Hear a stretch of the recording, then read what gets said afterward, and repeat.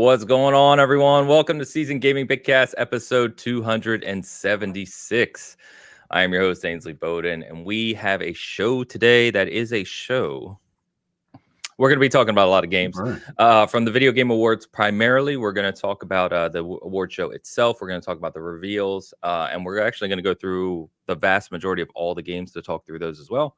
We still haven't talked about it. Travis and I were joking prior, but we still haven't talked about the GTA 6 trailer, which for some reason feels like it came out weeks ago.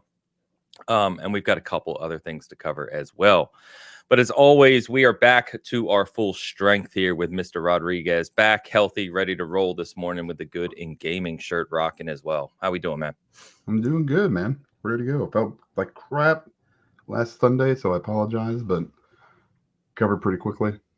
And I'm ready to go this week. All kinds of energy. Not really. Oh, he's like all kinds of energy, ready to rock. There's so much energy. Awesome. Dapper guy, as always, red and black today, my friend. You going for the evil look this morning? How we doing, Travis? Yes, my evil look of color schemes. I don't understand what colors look evil. Maybe that's part of what makes me so evil. Yeah, I'm doing great, man. I'm in the middle of two big VR reviews, which I can talk about today. Some of it promised you guys an exclusive. We've got it. Excited to be here. Nice exclusive. I need to play the world premiere. Yeah, world premiere.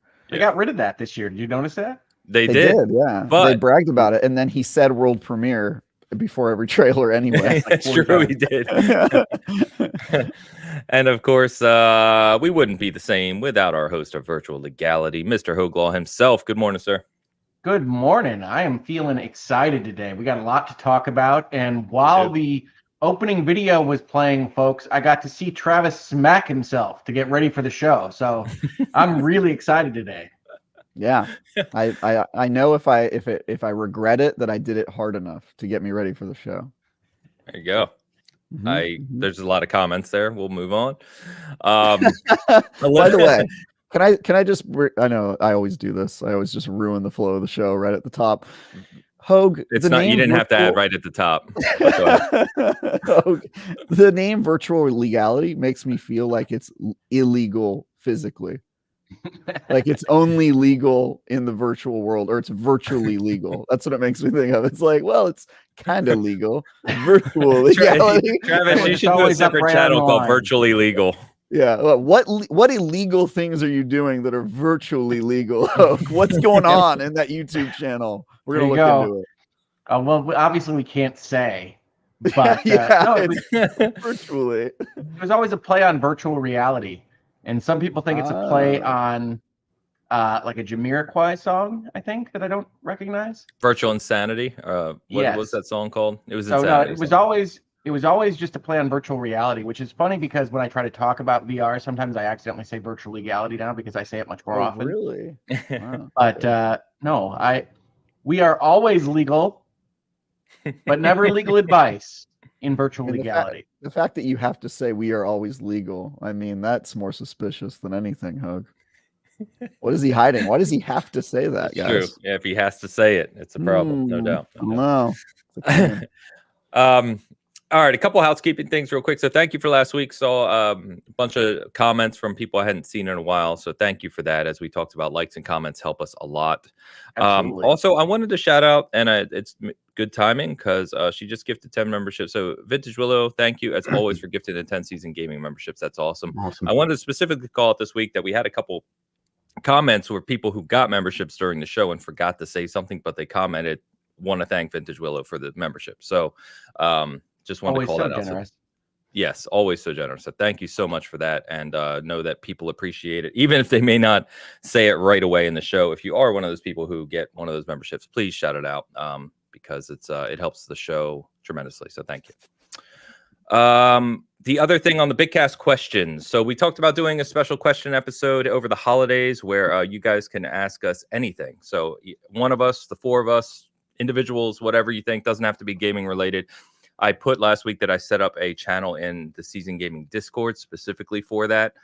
You can also comment on these videos. Try and do it on the SG side if you will, please, because I'm not always checking Hogue's comments in addition to these comments.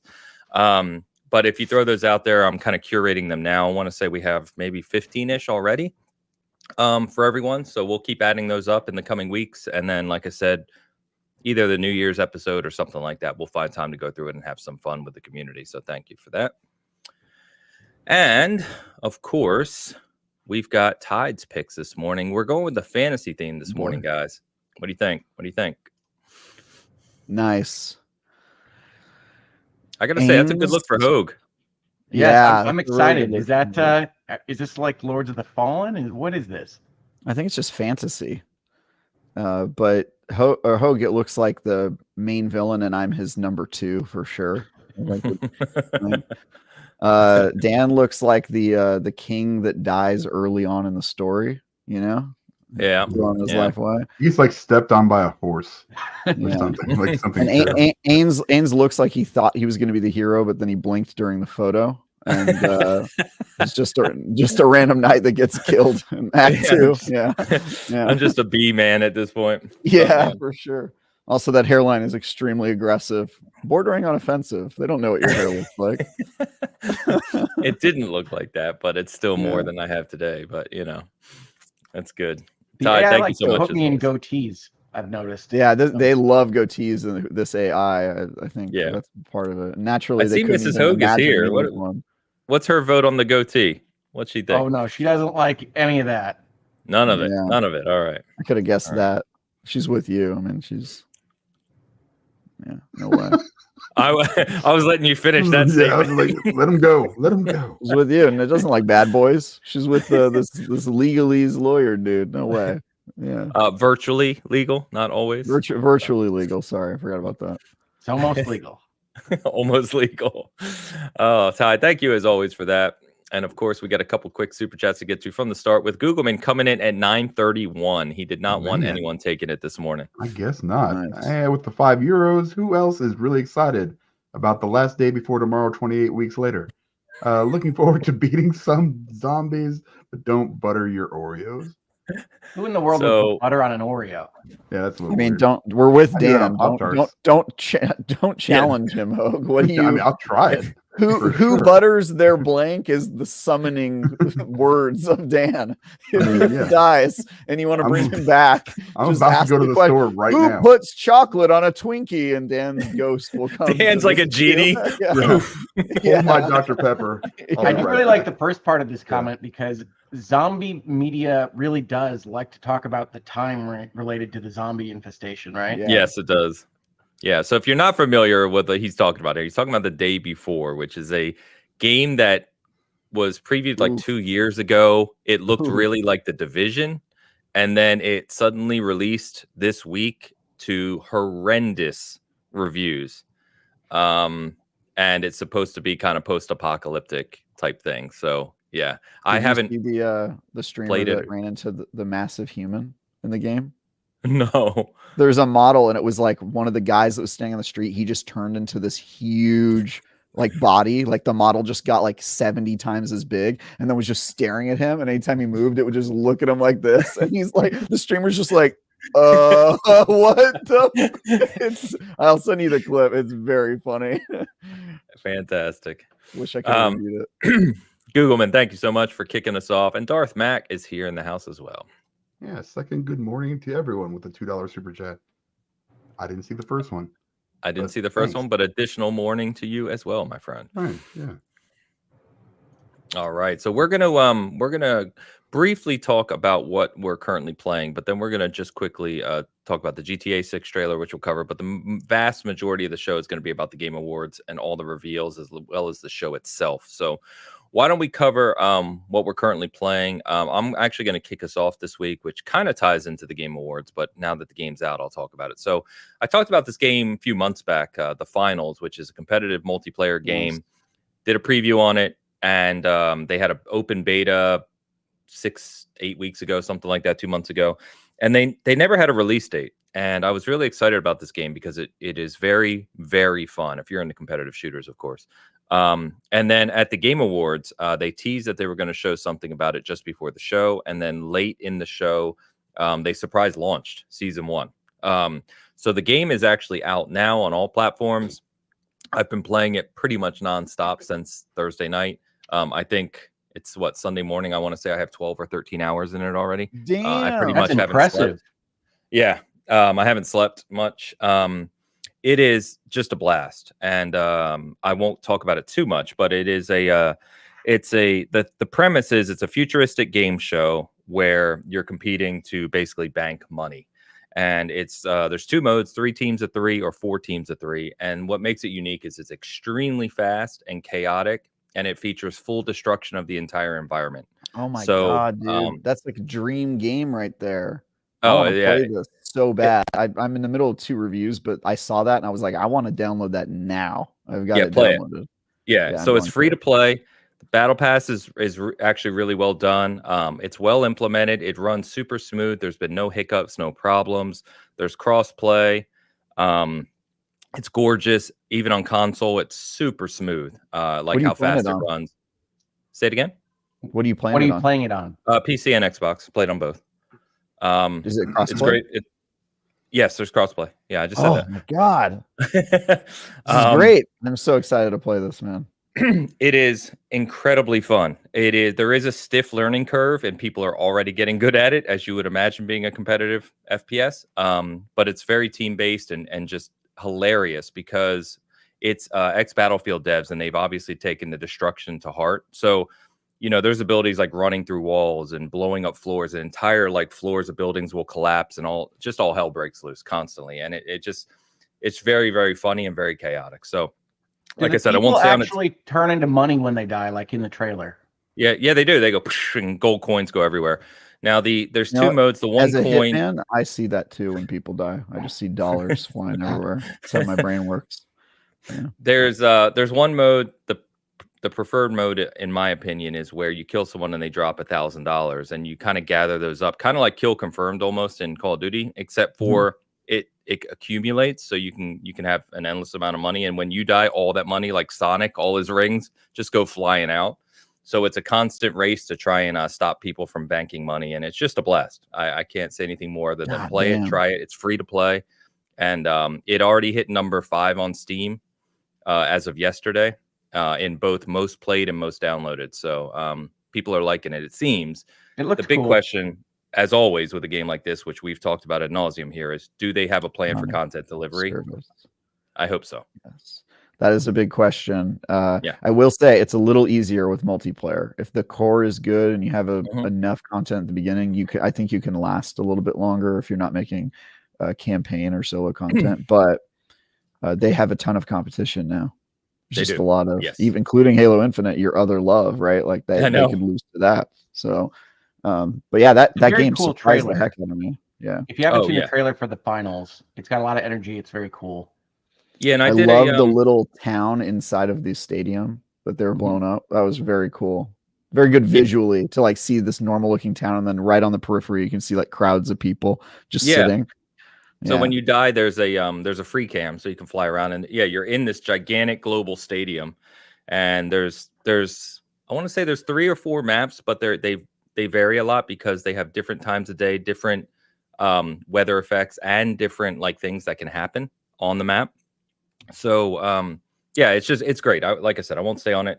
Give it a shot. And so someone said it already crossed 200,000 concurrent on Steam alone. Damn. So people are playing it, and I would expect, and I said this from the start when I did my preview video, I would expect it to be a big game for streamers because it's very fun to watch all the chaos going on.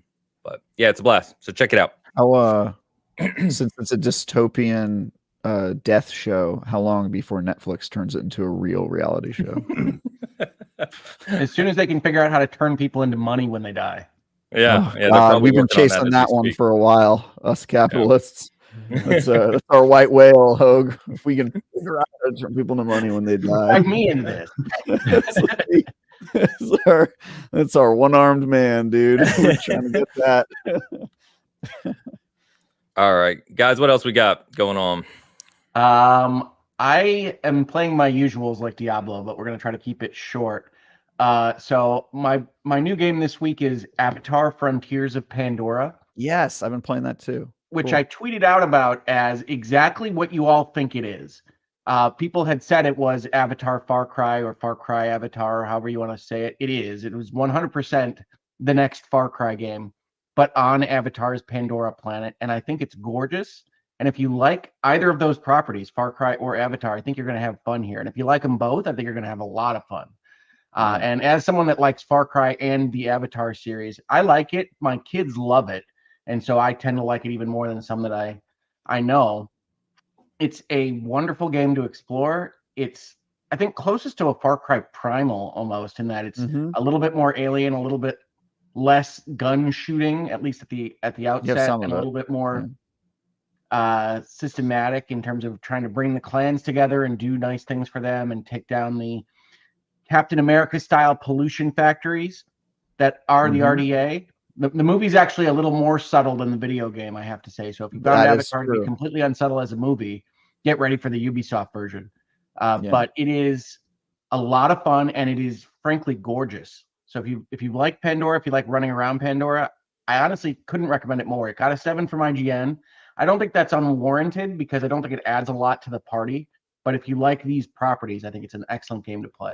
Yeah, no, a 7 out of 10 is time well spent. I think people forget that because there's a current, like, if it's not a 9, it sucks culture. But I would second everything Hoga's saying. This has been my couples game. I've been playing with my fiance because I bought it and she's, we've been using the digital thing to play it together. And it's super fun. Like, Far Cry games are great. It doesn't do anything amazing or original, but it's you get what you're expecting. And I'm not an Avatar guy, but I like Far Cry games, and so it's been fun and enjoyable, even if the humanity is kind of like a Dr. Seuss and the Lorax levels of corny, like evil. But it's cool. You play a 10-foot tall blue dude with a bow and arrow that I assume is shooting the equivalent of like full throwing spears out. I play a 10-foot tall blue lady, but yeah, there you go. Yeah. So it's cool, man. It's a good co-op game. Yeah, and the animation, just to back you up on that, Travis, the animation of an arrow from you hitting one of these humans is like they get thrown back 30 feet. It's like getting hit by a cannon. A javelin or something like that coming out of a bow and arrow. Sorry, I didn't mean to jump on you. What were you asking? No, I was just going to ask, do you create your own character in this, or is it like, oh, okay. Yeah, you do, but they're all 10-foot tall blue Na'vi. So yeah, you basically choose some face looks and some hair, and that's it. You're kind of okay. They're mostly going to look the same. Yeah, D spent hours on character creation, so I got a nice little break there. It's good. How is the exploration in it of the world? Because it looks beautiful in all the videos and screenshots I've seen, but is there a lot to do in the world, or is it? Yep. Yes, there's a lot to do in the world, and it's Far Cry. Huge. Yeah, it's Far Cry. It has the hunting. It has figuring out where the weak spots are of the enemies, invisible monsters, and more than some Far Cry, it actually has a function of being able to kill something the right way to get a higher value of the material that you're getting. So the materials all go into recipes to create your bow or your armor or whatever it is that you're doing. And if you kill the little grubbin running around the forest with an arrow in the right direction, you get a higher quality material to use to make your bow. And all those kind of go together, as well as when you get plants and things in the forest. If you get them while it's raining, it could be higher quality. If you get it while it's night, it could be higher quality. And it has a full cycle of weather and day and night time. And just like the Avatar movies, like everything is bioluminescent. So it all looks like really cool and underwater colors when you're at nighttime. It's just really fantastic. It's got great sound design for a surround sound setup. And you get to fly on a dragon. What'd you say? And you get to fly on a dragon, which is pretty cool. You do get to fly an Ikron, which is very much like a dragon. They're dragons. Wyverns. Nice. They're kind of like wyverns, really. But yeah, my recommendation if you're going to play this game is push through the main story first until you get your flying creature, because it makes everything else a lot easier. Don't take your time on foot, you weirdo. It takes forever to move around those places. I say they do a lot of cool things with on foot. They have essentially boost pads. They have specific plants that make you go faster. that are all kind of positioned on these giant organic logs throughout the forest, like you're running in that Tarzan clip. And so you really have a lot of fun with that. It's got a lot of kind of speed boost stuff. Your jump power has a charge to it, so you can jump, 2 stories. Oh, like into jump the air. super high. Yeah. Okay. Yeah, and then some trees have giant leaves that break your fall too. So if you're falling, you can just like kind of like slide through these like big old leaves and then land on the ground safely. It's pretty cool. Real quick, Dan, is this your alt account? Yes. Okay. Yep. Checking. Yep. I also put cheese on Oreos. So oh no. Yeah. Stop. Oh no. All over the place. It's nacho cheese. You really dip anything. Already 300 people joining us this morning. So good morning. Fantastic. Good afternoon. You Thanks check for out hanging Avatar out with if us. any of that sounds interesting to you. Just don't expect it to not be a Far Cry in Avatar. Yep. Yeah. If you're expecting that, you are going to get exactly what the doctor ordered. And I don't think there's anything wrong with that. But yeah. No, it's what really we expected fun. before it launched. I mean, it's fine. Rob Frawley asked, does base clearing exist like in Far Cry? Yes.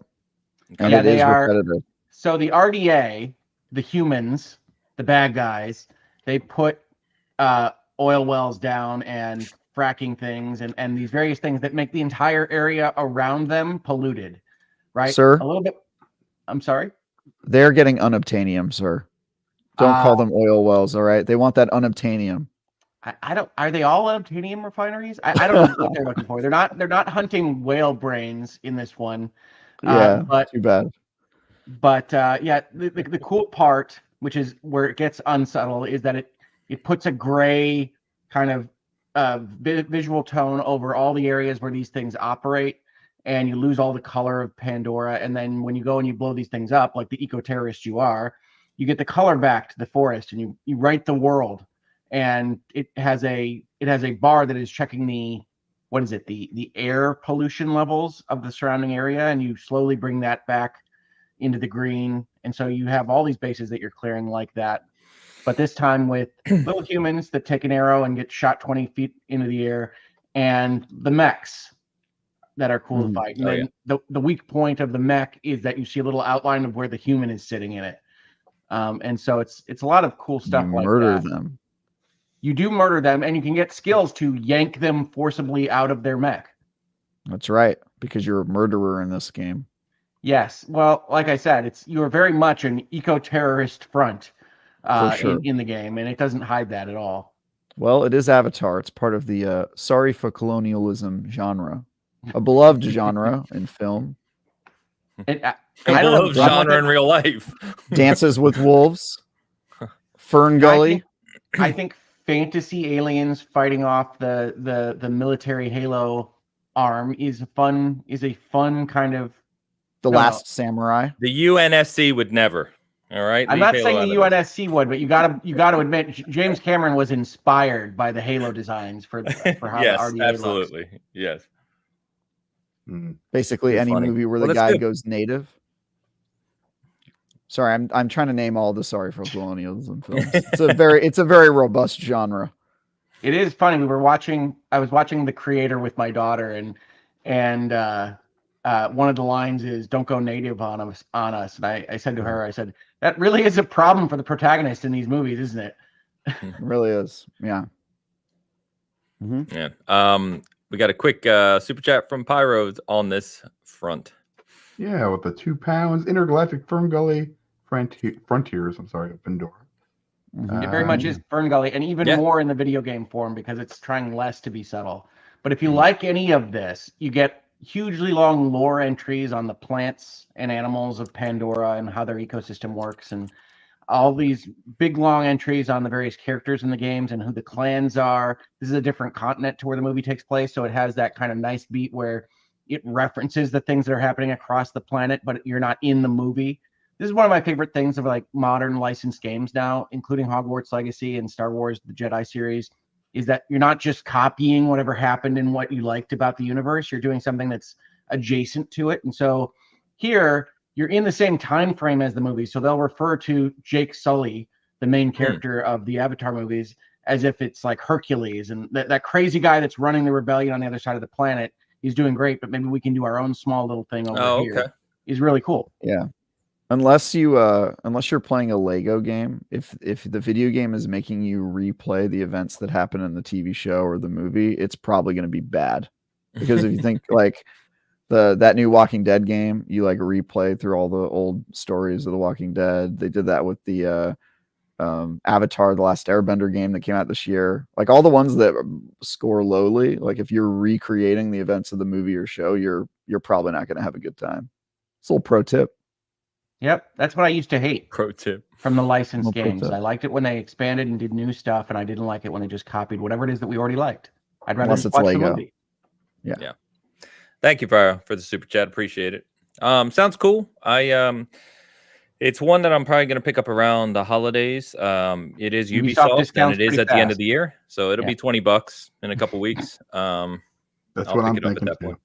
Yeah, Yep. but yeah. So sounds fun. what if you like really don't like Avatar, but you like Far Cry? I'm That's talking me. like I hate it.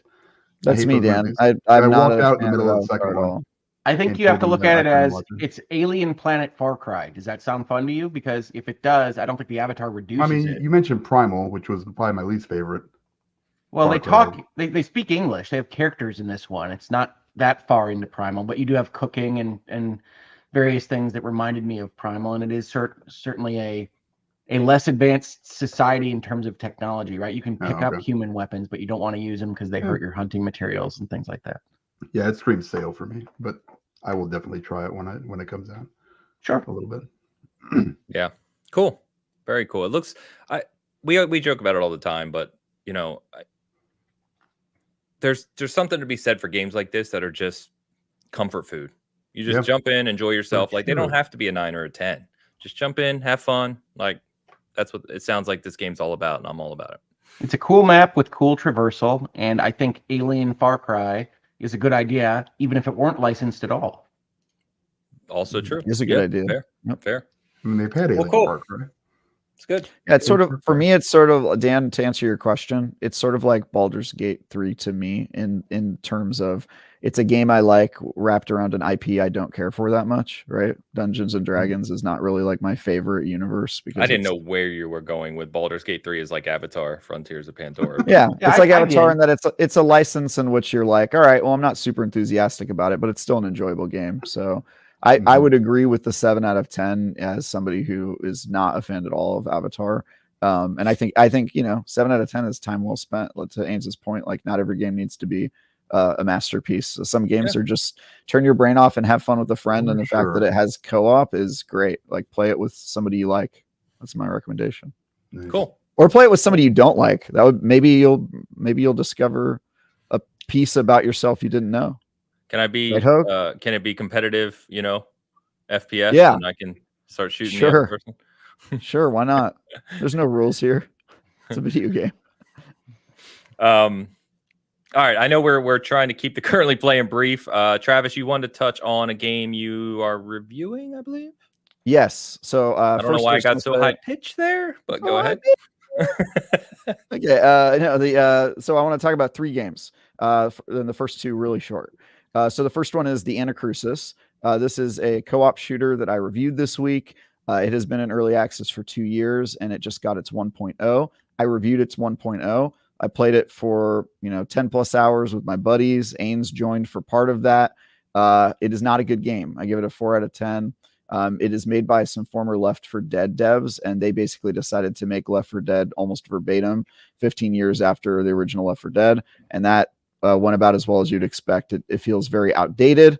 The shooting mechanics are very bad. The guns have absolutely no punch or personality to them, and the amount of content is pretty disappointing. Just in general, it feels all the levels kind of feel like the same. So sucks. Never like these games to not turn out well, but after 2 years of early access, I can confirm that game is not great. And I think Ains would agree with me because I could only keep him on the game for like an hour before he was like, I can't do this anymore. And he dipped. All right. It was a couple hours, but it was a couple hours, but yeah, I could only keep Ains on for so long. He was like, dude, no. It's hard sometimes because you do have to, we're critics when we're writing reviews, right? And you don't want to punch at the devs, but the game's just not good. It's just not. It's not fun to play. It's repetitive. Everything Travis just said. It's very just nondescript FPS shooter from 15 years ago with no personality. I was no bored sprint after button. like 20 minutes. Yeah. So unfortunately, that game I can't recommend. But yeah, my review's out there. You can give it a click if you care. And my second game is I am reviewing for IGN, last minute sort of thing. Resident Evil 4 VR, which I am a good section of the way through the first, village. I'm about to get to castles in that game. So I played the entire remake and the DLC. So this game is very fresh in my mind. And so basically my goal is to get like halfway through the VR version and then write my review, right? Because it's the same game. I don't really need to finish the whole game on this one, which is cool. So I'm gonna finish that review this week. But you've played that game. If you care about VR, then it's just VR that it does a pretty good job at it. So yeah, I think the Resident Evil VR translations have been good. They have been good, well received, and they're well thought out on how you use weapons in that space. So I can imagine it being good. There's some clunkiness to like things that just don't work for VR. Like anytime you do an animation, it goes into third person, and in the VR it puts you in like you're watching a screen on a movie, like you're in a movie theater, which doesn't make any sense. It does that during cutscenes and stuff, so it really like pulls you out of the game. But that's my only criticism. Like it's probably the best looking VR game I've played. Like it just looks fantastic in VR because they took all of the stuff in the game and it just looks like the game, which was a very beautiful looking game. So yeah, I'm doing that one. And then the final, real quick, Travis, sorry to interrupt you. Gamefire asked, what headset are you playing it on? PSVR 2. It is an exclusive to that headset right now, I believe. So but yeah, it is a free add-on if you own that version of the game, which is cool. So you can just play that if you already own it on PlayStation. Yeah, and then the final game I'm reviewing is another VR game, and I promised an exclusive on this because I did not write a preview for it this week, but it is Asgard's Wrath 2, which made a showing at the Game Awards. That was a cool trailer too. I have to say, if you liked that trailer, the game is as cool as that trailer. Bear with me, Travis. Ready? Yeah, go ahead. Exclusive world premiere. Nice. So that's great that you actually had that done. Yeah, so the world premiere is that I can talk about the first two sagas of the game, and the first saga is sort of like a welcome to the game saga, but the second, third, fourth, fifth saga are all different characters that you play as, and they're basically self-contained storylines, and they're each about 15 hours long. Some of them are longer depending on if you're doing backtracking and optional dungeons and a whole bunch of stuff. So what I can talk about this sounds like Eternal Darkness to me.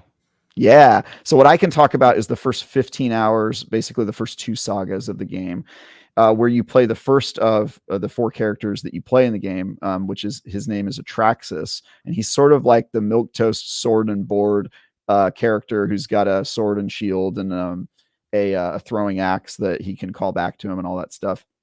And basically, this game is one of the best VR games I've ever played, if the first act is to be believed, right? If based on just that first 15 hours. It does everything right in VR. It is super fun. It is completely wireless because it's on the MetaQuest 3.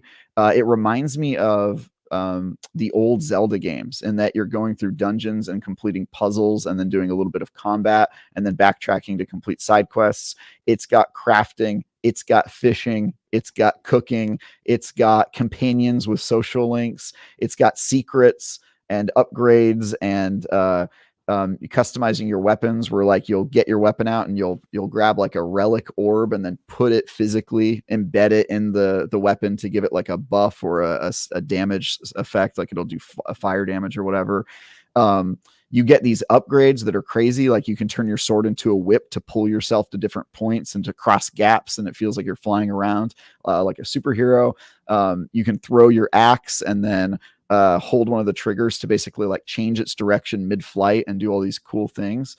And then it even has a roguelike optional mode where you're just going through dungeons and trying to set a high score, and you get to bring loot back to your real game from that mode, giving it kind of like an infinitely replayable thing.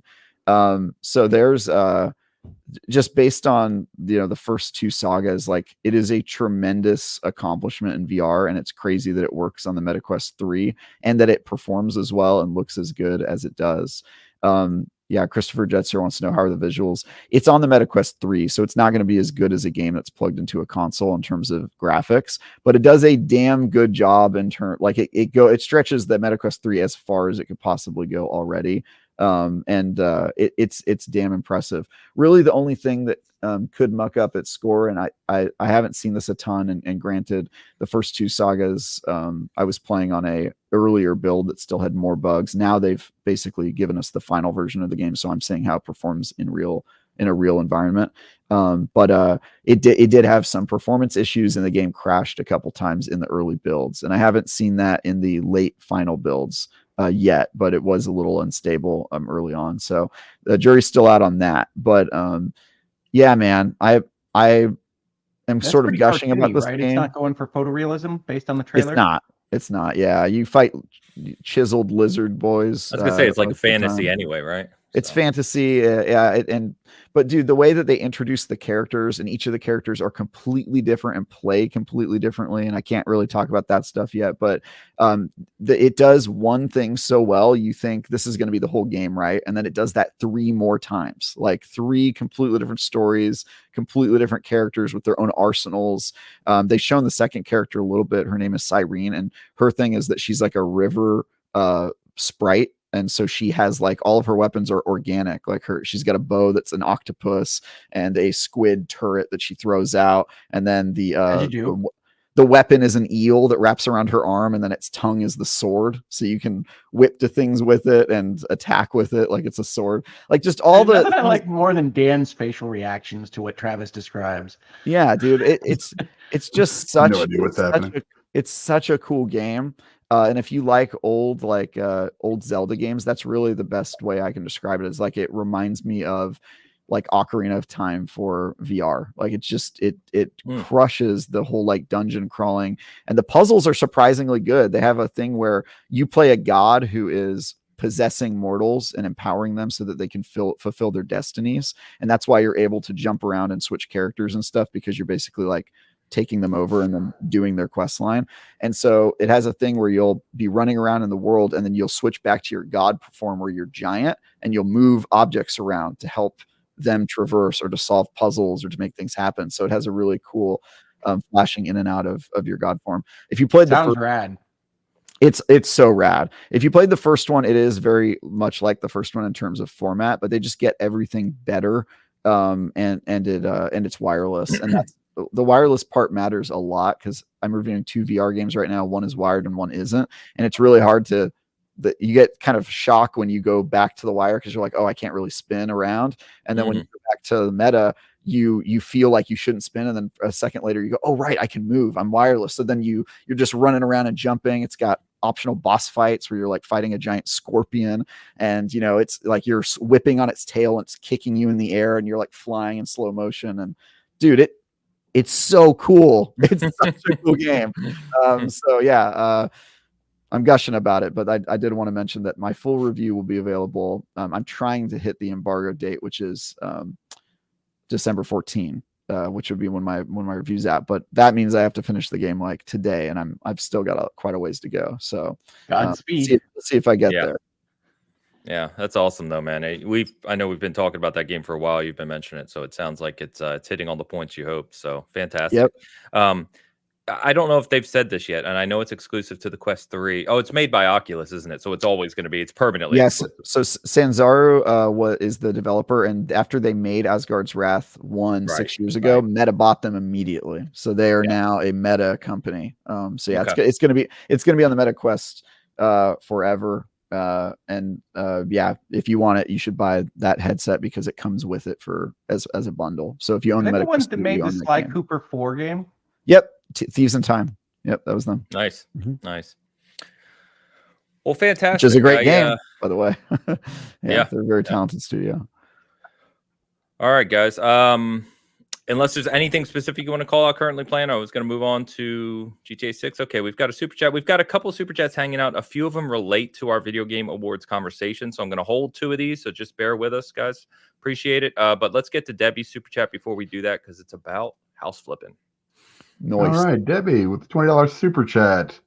Thank you very much. House Flipper 2 launches this Thursday, December 14th for PC, March 21st for consoles. It has a mod. What is IO support? Is that what that says? Hey, glasses, guys.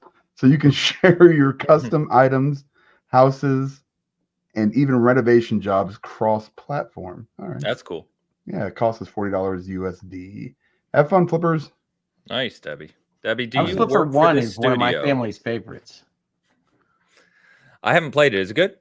Yes, it is good, and it has a mission-based gameplay loop that is more than a lot of these games, which have some cool things happening where you just kind of have a space and you build a house or you decorate a room or what have you. House Flipper is one that has an economy and a budget that you have to kind of grow your house flipping company up the scale, and it feels a little bit more like the old kind of tycoon game meta in a way that I think works well for it. I'm surprised there's actually a 2. I mean, I knew it was coming because they had so much success with 1 and they had sold essentially expansion packs like a Sims game with stuff in it and new types of houses and pets and things like that. So hopefully House Flipper 2 incorporates most of that. It could definitely use a graphics pass from the original, but I don't know what this second one looks like, but I think my family will undoubtedly be checking it out. Fantastic. That's awesome. Debbie, thank you very much for the super chat. Appreciate you. Okay. Guys, we got the Grand Theft Auto 6 trailer this week. Like I said at the top of the show, it feels like it was longer ago for some reason, at least to me. But it was supposed to debut on Tuesday morning. It leaked pretty broadly on Monday night, and Rockstar just said screw it, and they made it live on Monday evening. So it has been viewed, last I looked, over 125 million times. It was the #1 trending video on YouTube for like days straight. About a minute and a half long. Pretty everything you expect from a GTA trailer, pretty much, for a debut trailer. Just quick thoughts. I don't really have a lot of thoughts. This is kind of what I expected to see. We knew, at least from the leaks, who the main character was. We knew it was going to be in kind of Miami-ish Vice type theme. I want to shout out to Travis because he did call accurately that it was going to be Grand Theft Auto 6, that the V and the I would turn into Vice, which it did. And you called that.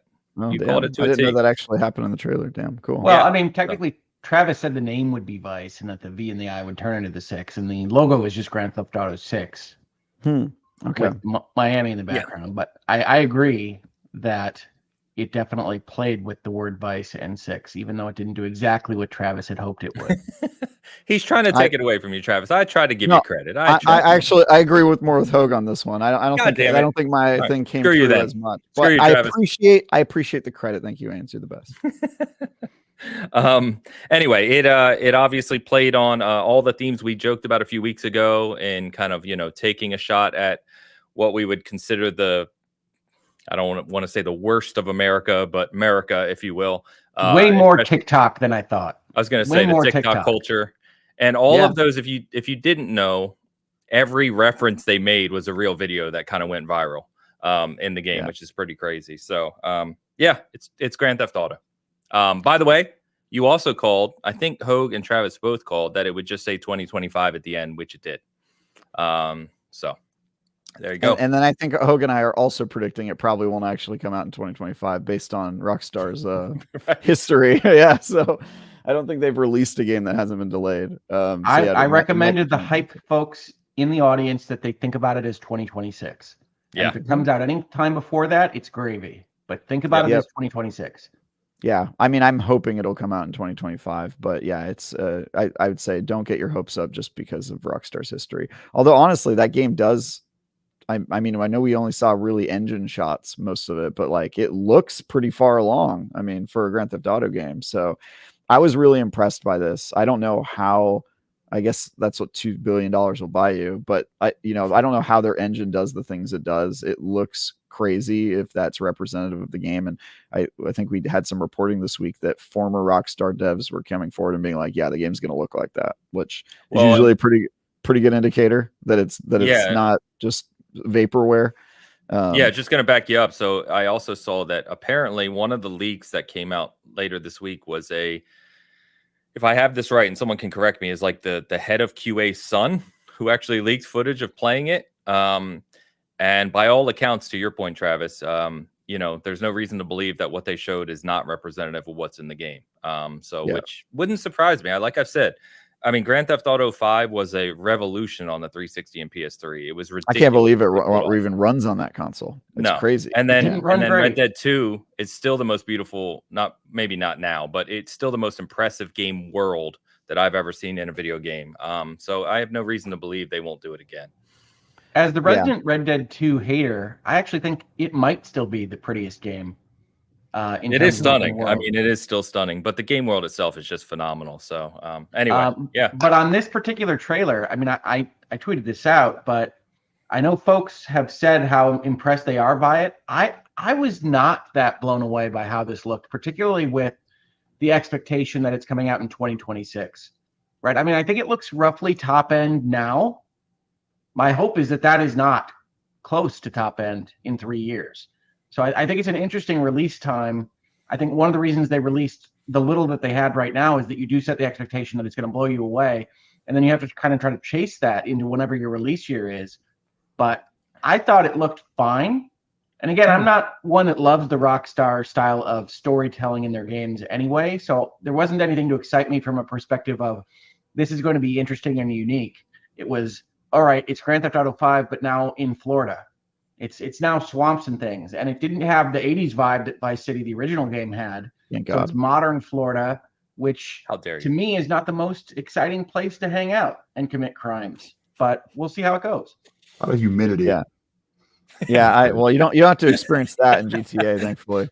But yeah, I guess I'll take the opposite view, which is that it looked more Grand Theft Auto, and to Ains's point, all the TikTok, like they're very clearly going for it. It's easy to forget that when Grand Theft Auto 5 came out, like the social media references in that game were that like social media is goofy, and like they had like a Mark Zuckerberg character being like, oh, whoa, what's going on? And this one is more, it feels like a completely different type of game, and so I'm interested to see how much that's incorporated into the game and the social media aspect of it. But yeah, I'm interested in the new characters. I think there may be something going on there. I have a theory that the male character is an undercover cop. I'm going to call it right here on the show, guys. If the main character, the man, is an undercover cop, and this is a Fast and Furious story, your boy's going to be freaking out, and I'm very excited for it. So we'll see if that happens. I got you. Exclusive world premiere. That's a prediction, but yeah, I'll take it. How do you control for his behaviors in a Grand Theft Auto game? Is there going to be another mechanism of making sure you don't do bad things? My guess is, based on the fact that cops in Grand Theft Auto world already commit atrocities regularly, that they'll just be like, yeah, try to keep it to a minimum, and then you'll go out killing people because that's what cops do in Grand Theft Auto. And that you'll probably later on in the campaign get an option to go full criminal and just like give up your, go Paul Walker, Brian O'Connor style. Or you'll be able to Well, yeah, or maybe if they want to make it a choice, maybe you'll get to stay as a cop, and that character will either get cut off from the story, or one of the characters will get killed or something, kind of what they did at the end of GTA 5. I don't really have an answer for that part, but I just, based on the way they framed that trailer, I have a feeling that guy is a cop. Also, I'm pretty good at detecting cops in real life, bro. Okay, here's some tips, guys. If they chose Charmander as their starter, they're a cop. Okay, don't trust that. That's one way to tell. That's the first thing I ask them when I get pulled over. Yeah. Wait a minute. Who's your starter Pokemon? Charmander. All right, you're a cop. Then I'll give you my registration. I picked Charmander. I'm not a cop. Yeah, you're a lawyer, bro. You are a cop, dude. for sure.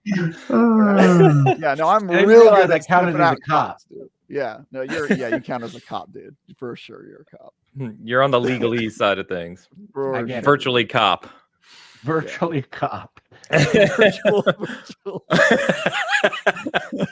Dude, yeah, that's right. Anyway, I'm very excited for this game. I love the silliness, over the top satire, the just the craziness. So this looks like more of that. I think, you know, to the Hogues of the world, and to his point, the challenge with GTA is always, how are they going to elevate and go beyond people's expectations? And I think you do expect that sort of thing from this game. And so I found the graphical stuff stunning and the performance stuff, if it looks like that. But also my expectation is it's an open world sandbox game, and those games typically are the ugliest games, right? Except for the ones Typically. that Rockstar makes. So yeah, I'm very excited for it, but they do have a lot to prove. It's been over a decade since the last GTA game. Are they going to rest on their laurels and just throw out another version of GTA Online and just make that their cash cow? Or are they going to once again push the boundaries on what's possible on the current consoles and in the gaming space? And they're always having to prove that. That's the problem when you're on top, right? Is that you have nowhere to go but down. But Rockstar has proven time and time again that they are up to the challenge. And so far, I am impressed by what they've seen, and I'm excited to see what they come out with. But I'm very excited by this game. I think a lot of people are, and certainly the folks that I've talked to on this have expressed their excitement to me. That's a little surprising because I don't think the trailer is that impressive, but I'm not surprised by people being excited by a new Grand Theft Auto. That's a game series that people love. So I think it's combining a little bit of what you saw in the trailer and the fact that it confirmed its existence is happening a little bit more than maybe people are giving it credit for, because I don't think there's a lot in that trailer that is either unexpected or terribly interesting. Certainly, you know, twerking on a moving car, not super exciting. References to other knock videos. It till you try it, Hogue. It's fun. It's fun. Yeah. You need to give it a knock shot. It till you try it, buddy. Don't say it's not super exciting. I've never even seen you twerk on a car, bro. I like that the implication is that you've seen me twerk in other capacities. Yeah, obviously. I mean, we know. But no, we know what your PT was, dude. Not entirely incorrect. So yeah. Now that I'm distracted, I just don't think that there's a ton there that is super interesting. I agree with you that things like the lighting look cool. It looked to me like it might be a global illumination solution, which is another part of the conversation, because I think that might restrict the frame rate and how people will react to that if it does become a 30 frames per second game. I think it will be 30 FPS, and I think the frame rate fascists are probably going to be going pretty hard on that. I think what it is, Hogue, is I think people are connecting kind of dots that primarily maybe don't exist, but right, you're taking all of your experiences with Grand Theft Auto over the past 20 years, right? Or Grand Theft Auto 5, especially if you're someone who plays GTA Online consistently, and you're looking at this as the next gen, the new setting, right? And you're taking that minute and a half, as short as it was and as little as it technically showed, you're kind of supplanting all of your expectations on that new setting and new engine or updated engine. And new experience, right? So I think that's where the excitement comes from. I don't think people are looking at the minute and a half in a silo, right? They're kind of taking the image of that trailer and then creating their own experience in their head of what it's going to be, which may or may not come to life. I guess we'll see. I think it's always dangerous, right? I mean, yes, because you start expecting what you've imagined in your head, you get people reacting to things like Starfield in a negative way, right? When you build those things up, I think it's a problem. But I'm super excited for everybody that's excited. I want folks to be excited about this hobby and these games, and I think that trailer was very well received, and I'm glad folks are looking forward to it. I wish I were there for this particular game, but it's okay that not every game is made for me. Yeah, fair enough.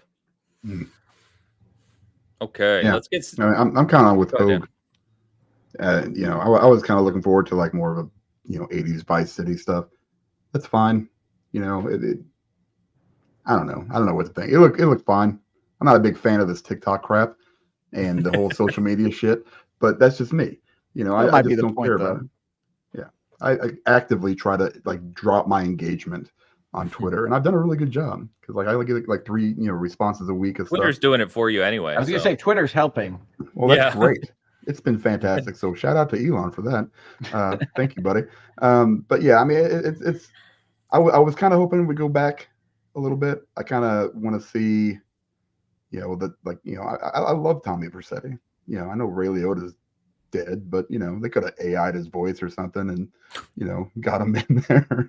Let me play as him again. Could have been a boon for his family. Who's saying that they didn't? They might have. You're right. Look, they might. That's very true. He may just show up as an old guy. You never know. Maybe he'll be a hologram or something. So that would be awesome too. Whatever. I mean, I don't know. I'll tell you this. I'm excited, but yeah. when Rockstar starts revisiting their old franchises and eras, I'll be worried about them. That's all I'll say. I'm very relieved that this is not that, because I think that would be a pretty big risk. That'd be a red flag for me. But they're not thinking forward. I mean, I think you're right in the fact that they've already used the 80s, but I think that was a more interesting game design idea than Miami in current TikTok times. Agree to disagree. The 90s. It was wild back then, man. It was. Yes, it was. Wild. It's still wild. Have you guys been to Florida recently? I went last year. It's They should just have a mission where you're Travis at HaloCon. HaloCon. great. What was it? Was it DestinyCon? I can't remember. Guardian Con. That's why I went. And Florida is not for me. I know a lot of people like it, but I'm good. Let's get It's a nice Sid's comment temperature real quick. change in Michigan winters. Yeah. Siddharth with the 40 rupees. Biggest innovation. This will be whale cards. Yeah. Whale They're going to figure out how to sell stuff. Don't worry about that. Figure it out. They've already mastered it. That's true. Too. Yeah. They'll sell more with this. They'll find a way. Yeah. Yeah, no doubt, Sid. Thank you. Good to see you, Sid. We've got your other super chat here hanging out for our conversation coming up. So bear with us. Thank you very much. Okay. Let's jump over to the rest of the show. We're pretty much going to cover the video game awards. We're going to talk about the show all up to start. And by the way, shout out to the near 400 hanging out with us. If you're enjoying the show, please share it out. We're having a good time here, and we're going to talk through the video game awards extensively here. So I want to start with kind of the overall show, and then we're going to go through all of the games that were revealed, and we're going to try to do it a little differently, where I'm going to pull up on the screen the trailer of the games as we're talking about it, because I know not everyone has seen all the trailers, knows the game names, etc. So we're going to try to supplement that a little bit today. It's a little bit awkward from a trying to do it on the screen production standpoint, so just bear with me as we get there. But we'll give it a shot. And for audio listeners, we're not going to be using the audio on the video, so don't worry about that. It'll just be us talking like normally. So, like normal. Do we want to talk about the show as a whole before we jump into specific games? Yes, that's what I just said. That was what he prepped. That's what he said. I didn't hear. I was reading comments, sir. Travis zones out and reads the chat. Yeah. You know how it is. Yeah, So I was not listening. we have to start with the obvious beginning thing that we start with here, which is our Game Awards bet. The Game Awards bet. So we had our bet where I have it somewhere here. We essentially did a bet on every category and every winner. Many of the categories, of course, like the esports stuff and various things, we just kind of threw a dart at. And here is what we put up on social media during the show, which was all of the categories and our picks on those. And Travis, feel free to jump in here, but your fiance was, she pulled this up and was tracking it in real time for us as we were watching the show and messaging each other. And it came down to the final category, the final winner, or before Game of the Year, excuse me, the second to the final winner. And basically, Hogue beat out Dan by 1 point in terms of not losing. That's right. Not losing. Okay. Ains So, did very losing. well. Ains did very well. I did I was pretty throwing good. darts that just hit. Dude, I can't believe you got so many early on. I think we would have tied if you didn't just crush that esports section for some damn reason. You didn't even know who the guy was. The winner, Iron Mouse. You were like, "Who is this?" And I was just like, "Dude, you voted for her." I'm a And you big got, yeah, right, dude. For sure, buddy. Yeah, no, but Ains did very well. I did pretty good, but there were some things where I just decided to go the opposite way, like the Remnant 2 action game. That was stupid, but I just did it because I wanted to put a vote for it. And then like Mario movie as getting a vote for best IP or whatever or adaptation. But Dan, he reeled through some zingers in there. I think he was banking on Baldur's Gate 3 sweeping most categories, and that did not happen because of this little known game called Alan Wake 2. What? So yeah, that was his fatal mistake. He only got 11 my right. fatal mistake was picking the coach that said, "I don't want to be part of this category." Like I didn't even know, and I would go to the tape, but I don't have it. I don't know what the stakes were for this. I was just throwing stuff up there because we didn't decide stakes. I told you. I'm being perfectly fair. I was just like, man, I'll just pick whatever. However, Travis's fiance had a good suggestion, which was winner, which is me, gets to pick what the loser has to play. No, I think that's a good rule. I didn't agree to it.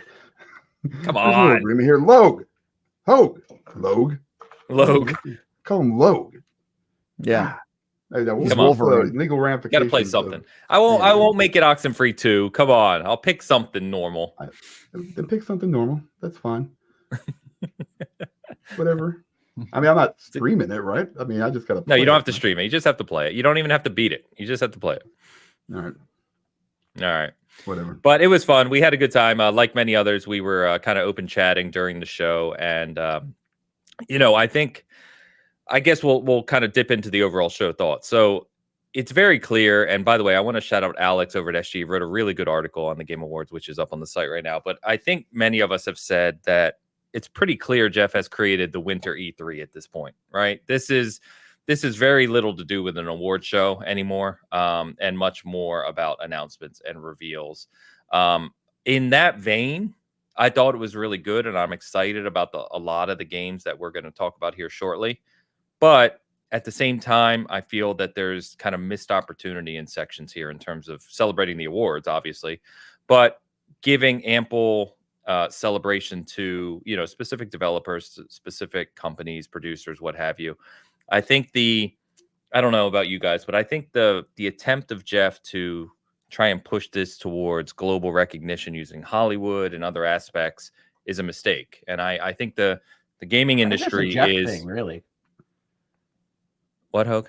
I'm sorry, I didn't mean to jump on you, Ains. I think that's a Jeff thing, really. I think throughout the years, you've been able to see that's what Jeff Keighley wants. He's been seduced by Hollywood. Yeah, he's an association of video games with movies and television in a way that isn't terribly useful, I don't think, to the hobby, to the industry on the whole.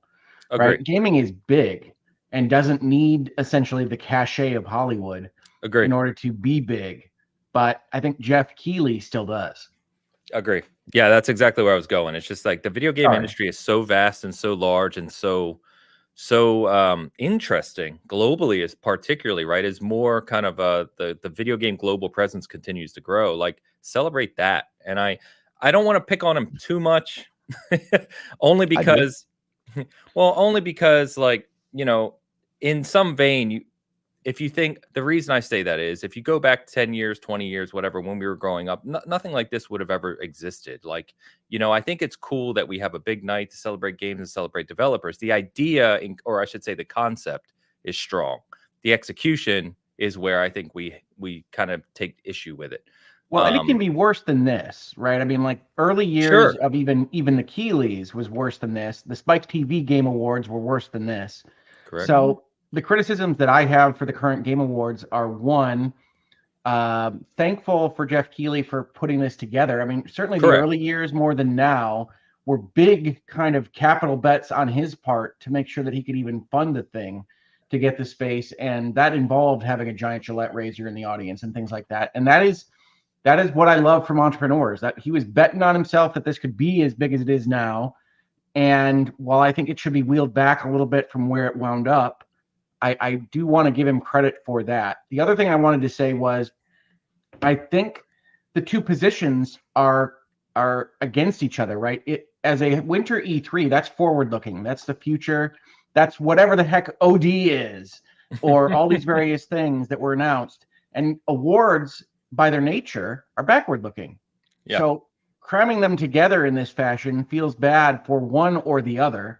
And if you focus too much on the awards, it looks like you're looking back over the past. You're not celebrating the future. And if you do what he does instead, which is give 20 minutes to Hideo Kojima to talk about nothing, then when you music off the director of the game of the year, while he's trying to thank all the people that helped him get that game done, it doesn't feel very good. And I think that's what we're experiencing right now with the Game Awards. I think all of us, I think there's a large consensus on those thoughts, Hogue, for sure. Yeah. So I will say, I think I'll half agree with Hogue that it was better than the Spike TV days in terms of production value and pacing, and just like clearly the show has matured. But I actually think it was a worse award show. And so if I was grading like it as a winter E3, I'd say, yeah, it's probably like a B. They got the pacing right. There were some big announcements. They had some cool stuff, but it did not feel terribly like a celebration of the industry to me. The fact that they crammed 4 to 5 awards together in small sections without anybody getting to speak, and then they cut people off at 15 seconds, but then they did an 8-minute Hideo Kojima, just waxing poetic on stage for no reason, and all that stuff. It felt to me like not an award show. Like if you've ever watched another award show, they don't do the like, here's, you don't watch the Oscars and they announce like new movies there, right? Or show trailers. Like it's very much just a celebrating stuff that happened. Or I mean, you're talking about commercials, I assume, Hogue, but I didn't talk about it. I didn't think I did make faces. I made a face, but yes, I was thinking about that commercials. as I do, which is like, you sell commercial blocks for like the new summer blockbusters, but they aren't part of the show.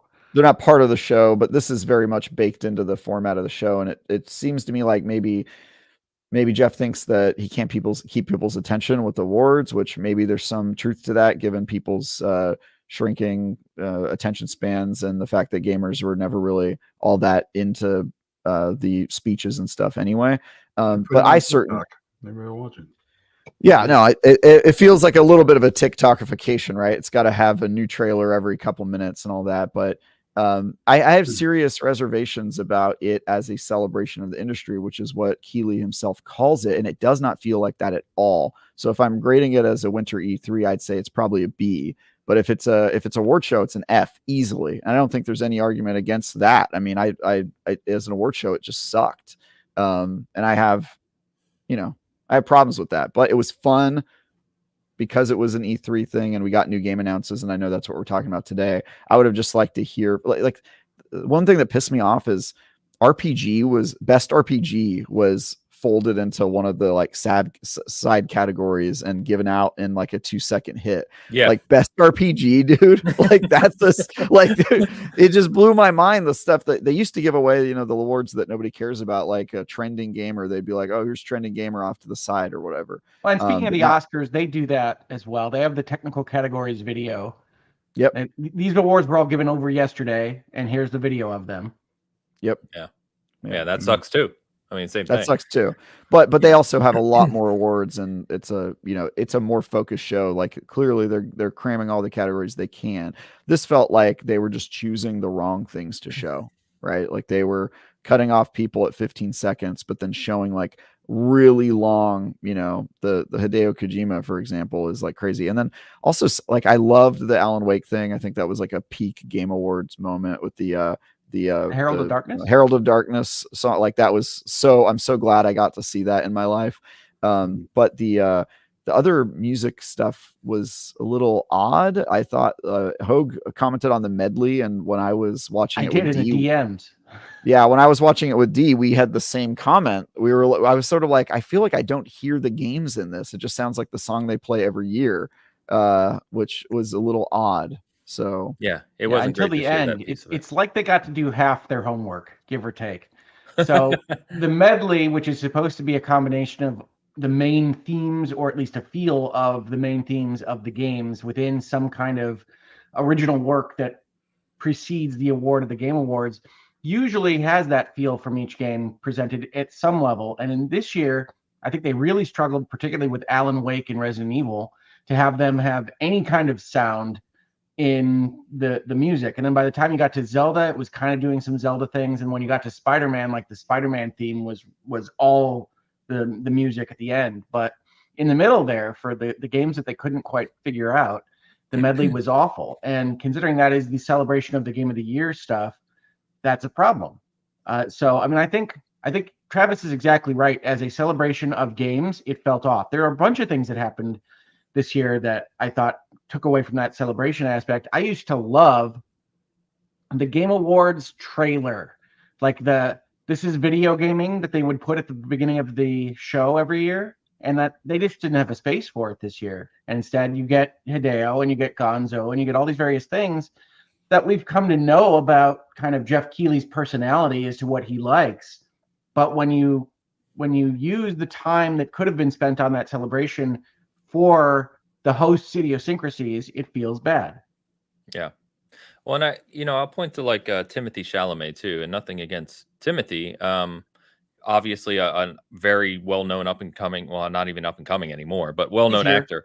Yeah. But he comes out and, he's just like any other presenter. Like you would, if you didn't know who he was, he didn't say anything about anything other than just, here's the award, here's the performance.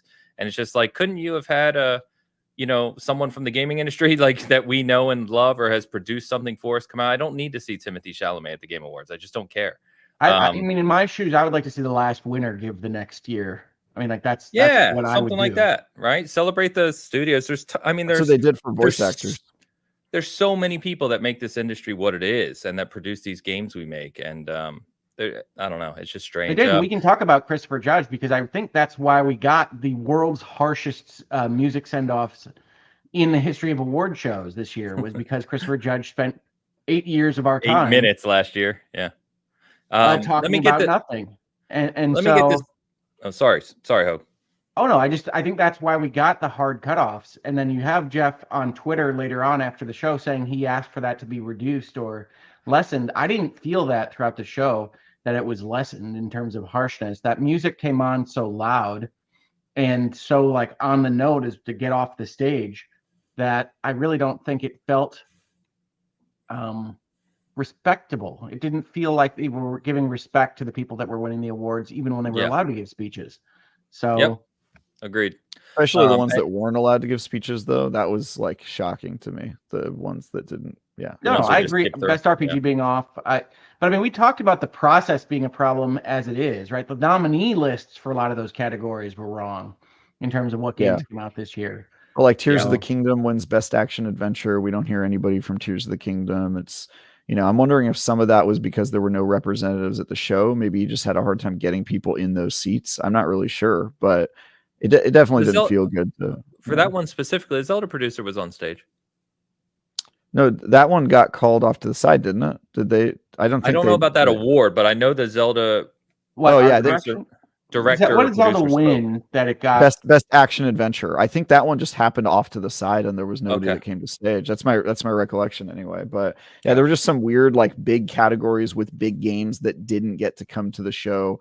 Like they like I get for some of them where they're winning multiple awards. Like okay, you don't need to see Baldur's Gate for Best RPG. Maybe that's a justification for not bringing them on again since they already won 2 awards before that. But Game of the Year.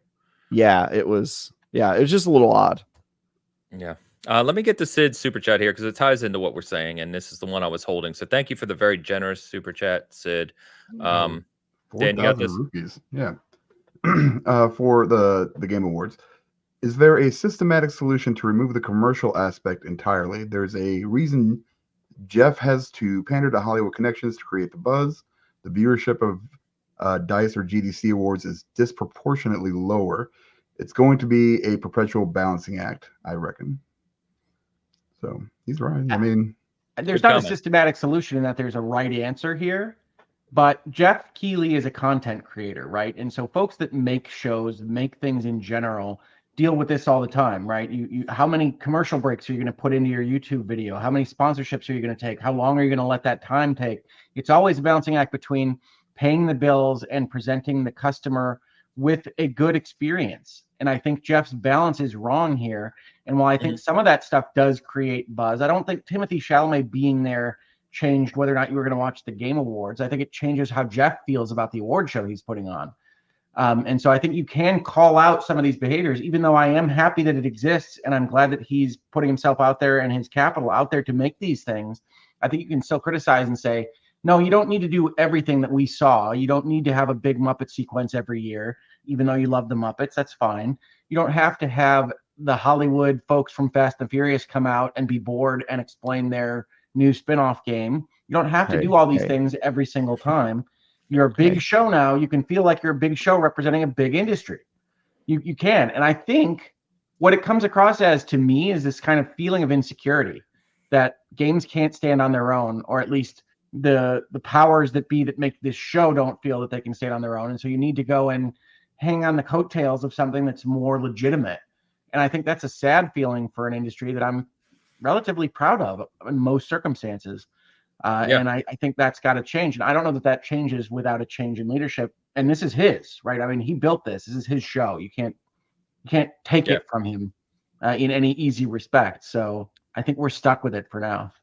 It's an outdated mentality, Hogue, for sure. I think there probably was a time where, connection to Hollywood or famous actors or whatever was, was good for video games, or maybe good's not the right word, but, would have lended some credibility. But Travis, I was going to say, it's really blocked you off here. But that's not the case anymore. I would argue anyway. And I think that the game industry is big enough and broad enough and exciting enough and has enough even personalities and leadership to do these things and be the leaders on the stage rather than needing these, all the other things we saw. I won't go on a rant about it, but I know many of us have talked about it. But yeah, Kojima's segment was absurd. It was absurd. There's no reason at all that we need a Kojima event within the Game Awards. And it's only because he's completely fascinated with Kojima that we see that. And I have nothing against Jordan Peele, right? I tweeted out, I think Jordan Peele's a good fit for the Kojima vibe. I think that's 100%. Good combination. 100%. I'm glad they're working together. It's actually the most interested I've been in a Kojima game to date. But we don't need 10 minutes of that in the middle of a Game Awards show. Not if you don't have a game to show at all. You didn't even show anything. No. And I just, having Peele on stage talking about how great Kojima is absolutely meaningless waste of time to me. So, I don't know. It's just strange. Only Simu Liu was worse. Only who? I'm sorry? Simu Liu? Am I pronouncing his name correctly? The Asian Ken? The guy with the boot on his leg? Yes. Hey, at least, he talked about games like that one, like you mentioned some of the ones that I think, Hogue, were less of a problem, like the Fast and Furious people. They announced a game. When the Shang-Chi guy came out, he talked about his relationship with games and the fact that he's a gamer. I think stuff like that is maybe, it's walking the line, but at least has some relations. Timothée Chalamet used to sell modded Xbox controllers, and he didn't say a word about that. I think that's why they brought him. And it was Jeff called him out as a content creator, and I said, he just walked out and didn't say anything. He didn't say anything. He just read the thing, and it didn't feel like there was any passion there. And I think the one they did, who was the guy they did last year? Was it De Niro? No, who was it? It was Al Pacino. Al Pacino last year. Al Pacino showed up, and he just out of nowhere, no relation to the games industry, never played a game in his life, guaranteed, and just had that there. I think those. I don't think he knew where he was. No. Yeah, that was very. He was about ready to get back to his 19-year-old wife or whatever. I think these can all be on a scale, but I don't think it's super useful. I am happy that there wasn't a Wonka trailer before Game of the Year, but. Yeah, exactly. But I just think if they have some sort of relationship with the industry, then I think it's a little bit more forgivable. But yeah, it's just having but it's not necessary. Yeah. I watched the Patriots take on the Steelers while this whole thing was going on, so I was just following along with our chat, and that's how I watched the Game Awards. And I went back and watched some trailers. I feel like I didn't miss much. Speaking of which, Ains, Bang Bang, what's up? What? Bang Bang, Niners gang. I thought you were a Niners fan. He's not a Niners fan. I don't know. Aren't you a 49ers fan? Yes. Okay. Yeah, they say Bang Bang. Niners gang. Okay. No, I don't watch them anymore, but yeah. All right. Well, whatever. Yeah, they beat the Eagles. I love that. Dan always trying to take us back to football. Anyway, yeah. So Sid, thank you very much for the generous super chat. I think we're kind of all in agreement on the show here. I think there's a lot of consensus. Actually, it's kind of weird that you have what I would say consensus across, a lot of, at least anecdotally, what I've seen of viewers on the Game Awards. But I don't know. We'll see if it ever changes. I don't know. We said last year a lot of similar thoughts, and this year just seemed even more down the road of Hollywood and trailers and everything else. So as long as he's getting viewers and making money, I don't know if it's going to change anytime soon. This was worse. I remember finishing last year and thinking I wasn't going to watch anymore. And I still watch because I like talking through these things with you all, and I like having these conversations, but it was a worse experience. This was the first time that I've ever opted out of the middle of the awards. Like, I took a 45-minute break in the middle to go play Avatar because I was like, forget this. I'll go play a game. Yeah, man. When it came on, I totally forgot about it at first. And I was like, I'll just sit here with my wife and watch some football. I'll go back and watch the trailers later. Last year didn't really impress me. It's been kind of going downhill. I don't really care about Jeff's fantasies, and I know Kojima will show up and I have to listen to that garbage. So I can go back and watch the important parts and, or some stuff that actually interests me at this point. I just don't have time for it. It's just not worth it.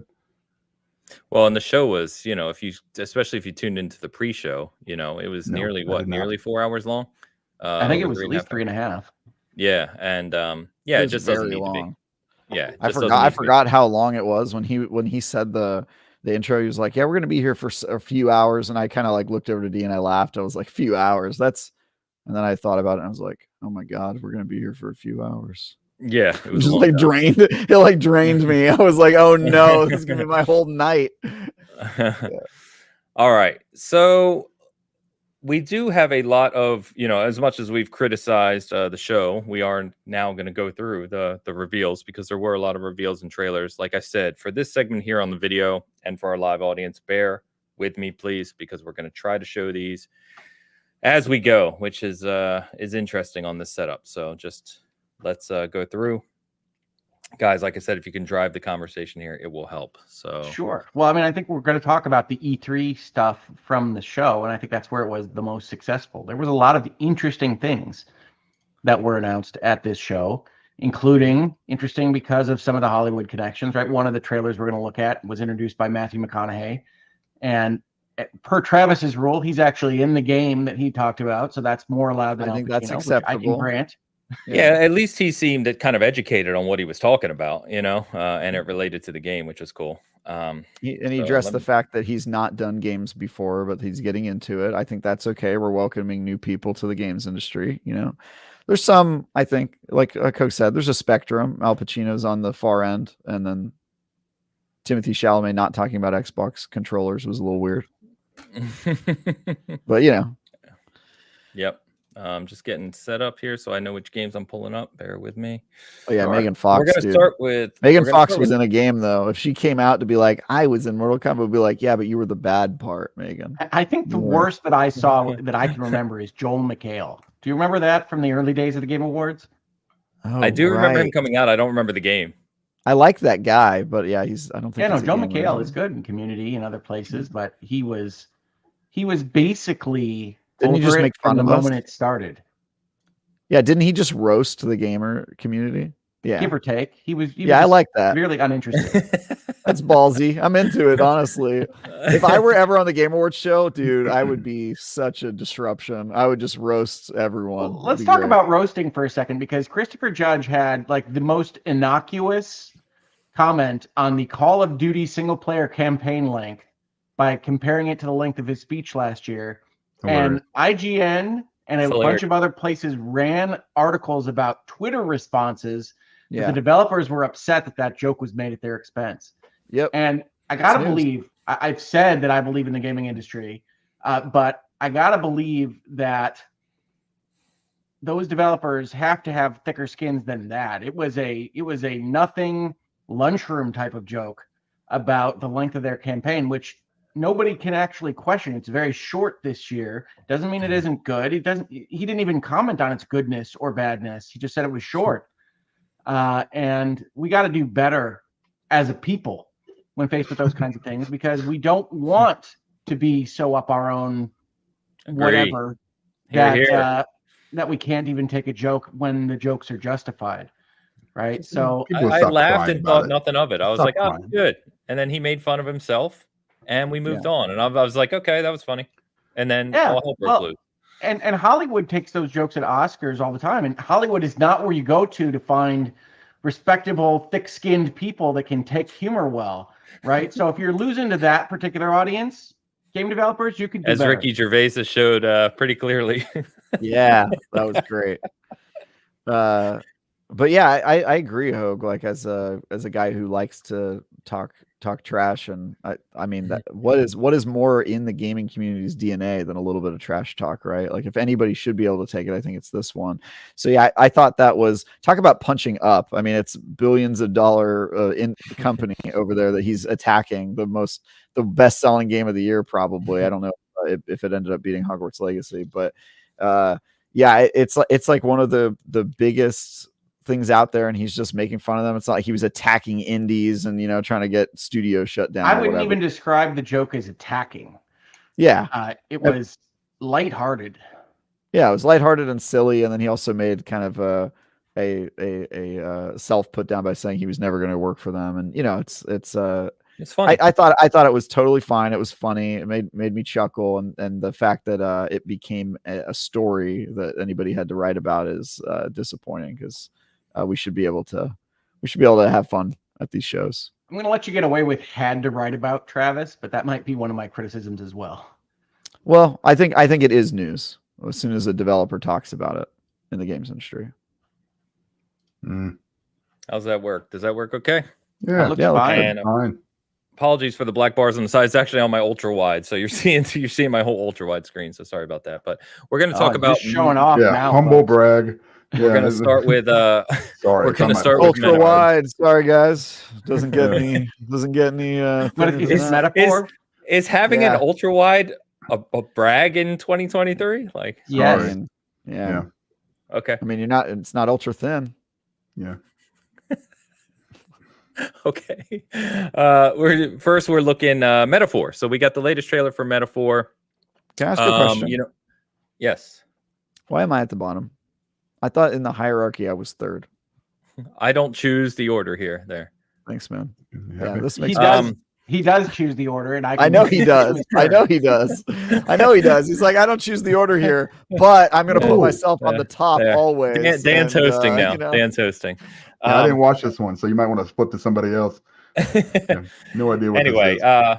Obviously, the latest game we first saw this at the we first saw this at Xbox in the summer. This is obviously from Atlas and Sega, and some of the it tells you obviously the Persona games they primarily work. I'm sorry, it's not from Atlas. It's from the makers of Persona 3, 4, and 5. Which actually it isn't, by the way, but whatever. You guys are throwing me off today. It's just strange. It was a strange way to say that. It's like from the makers of Persona 3, 4, and 5. And I go, so Atlas? And of course, Atlas is right in front of this trailer. I got you. Yeah. Anyway, I'm super excited about this. I know I've said before that in terms of JRPGs, I'm not the biggest fan nowadays, but I still really love Persona. And I think this looks really kind of cool. I love the art style, I love the direction. I love that it looks kind of wild and crazy and evil all at the same time. It's so very I don't know. I'm all about this one. Yeah, Metaphor.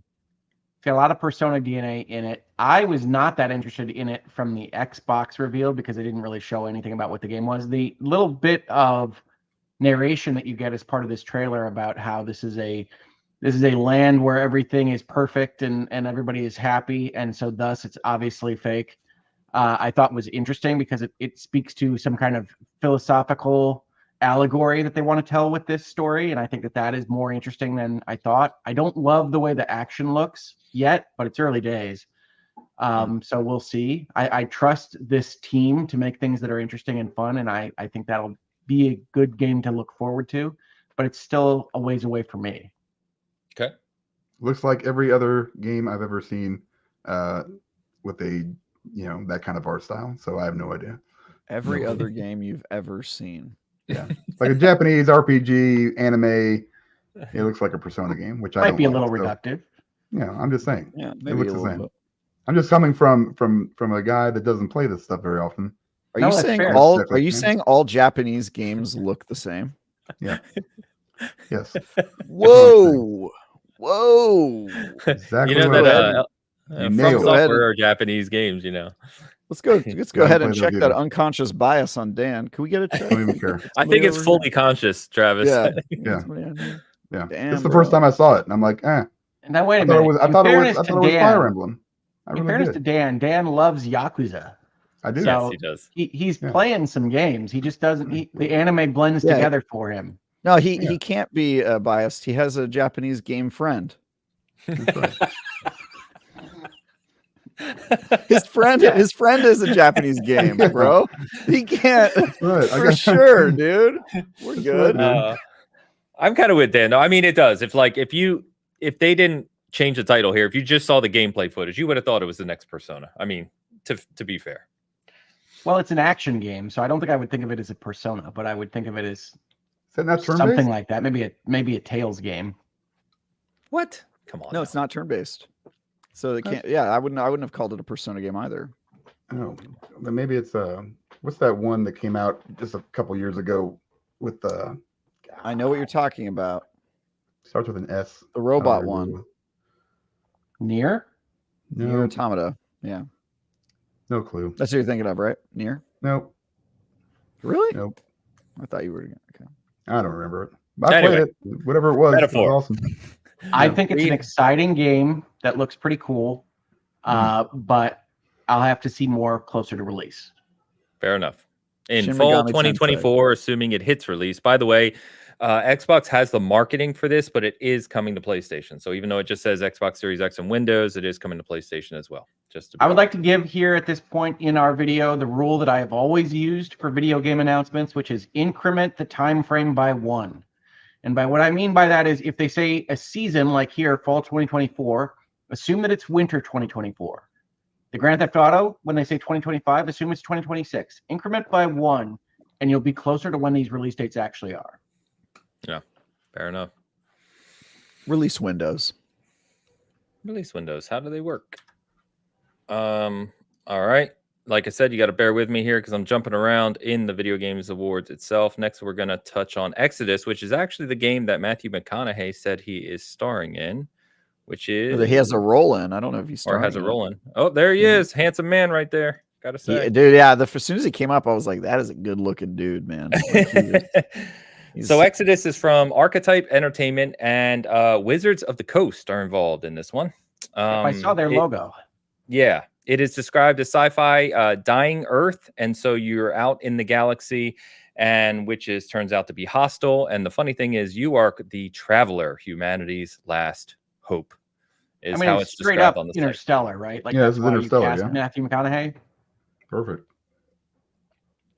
It's gonna be terrible. It's a yeah, it's It a has cool looking aliens. trailer.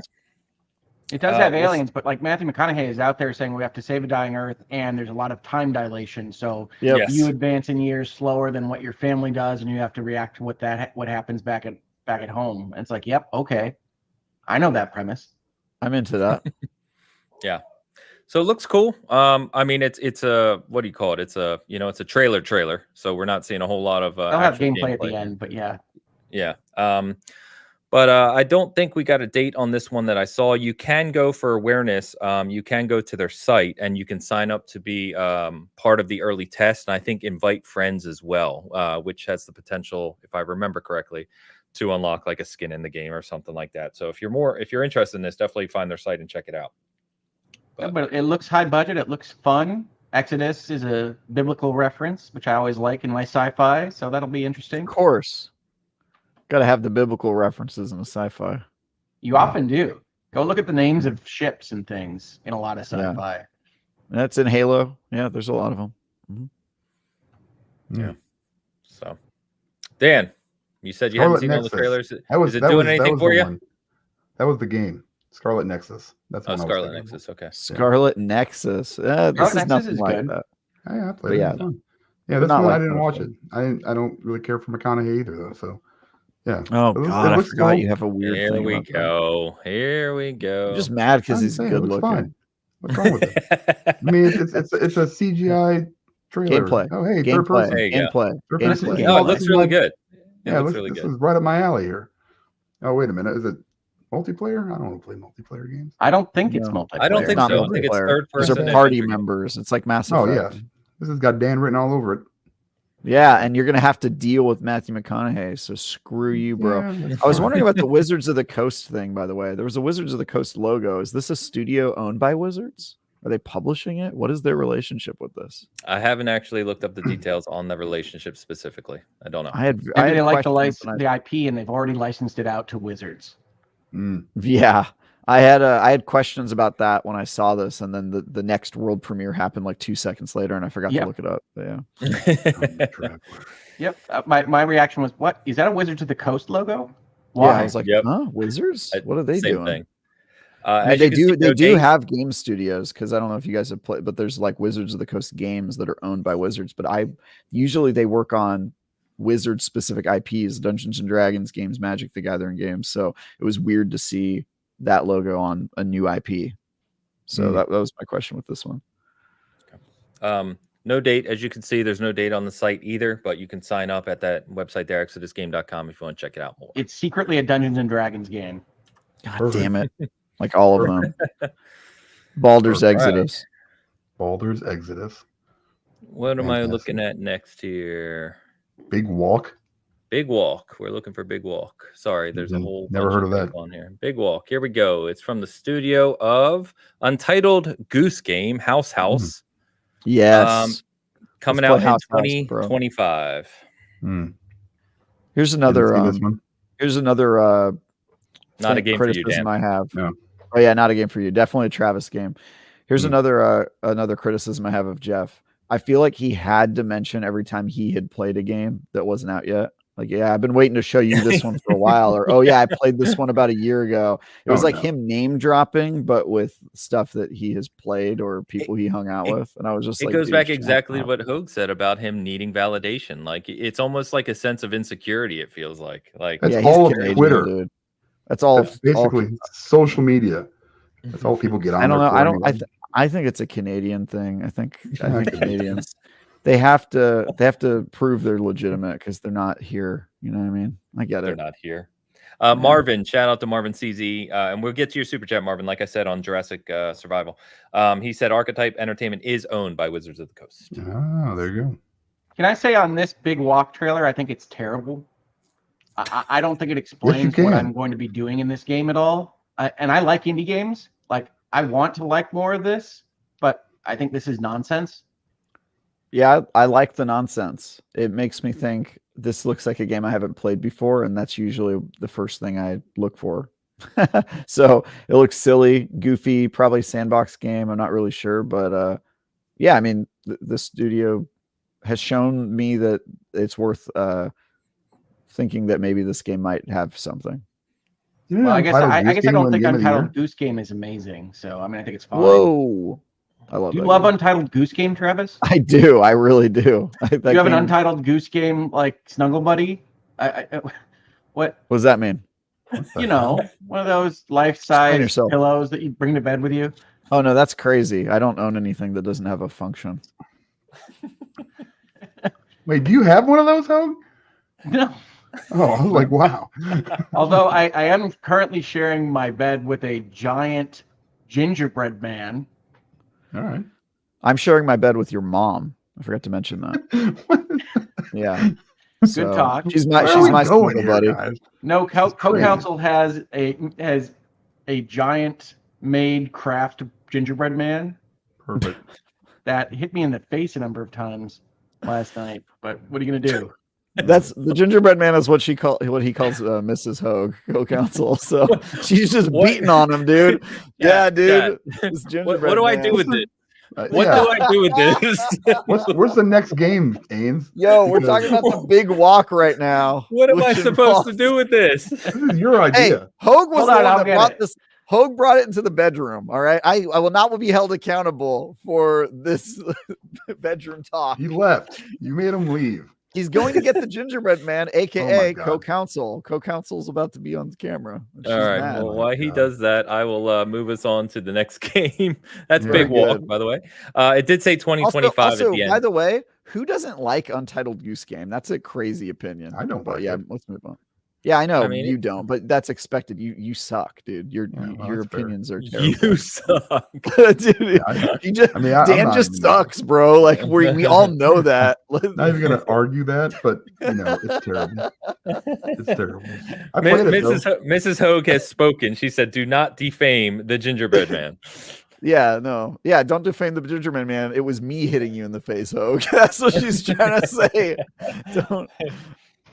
Coming up here is No Rest for the Wicked, which I actually heard was gonna debut here. I didn't know the title, but which was kind of cool because a lot of people like myself have been waiting for this one. This is the new game from Oh my God.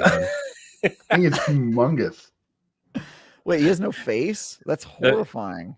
He looks like Sackboy, Travis. It's a Oh my giant God, I Sackboy. hate it. That is not a gingerbread man. That is an unbridled horror.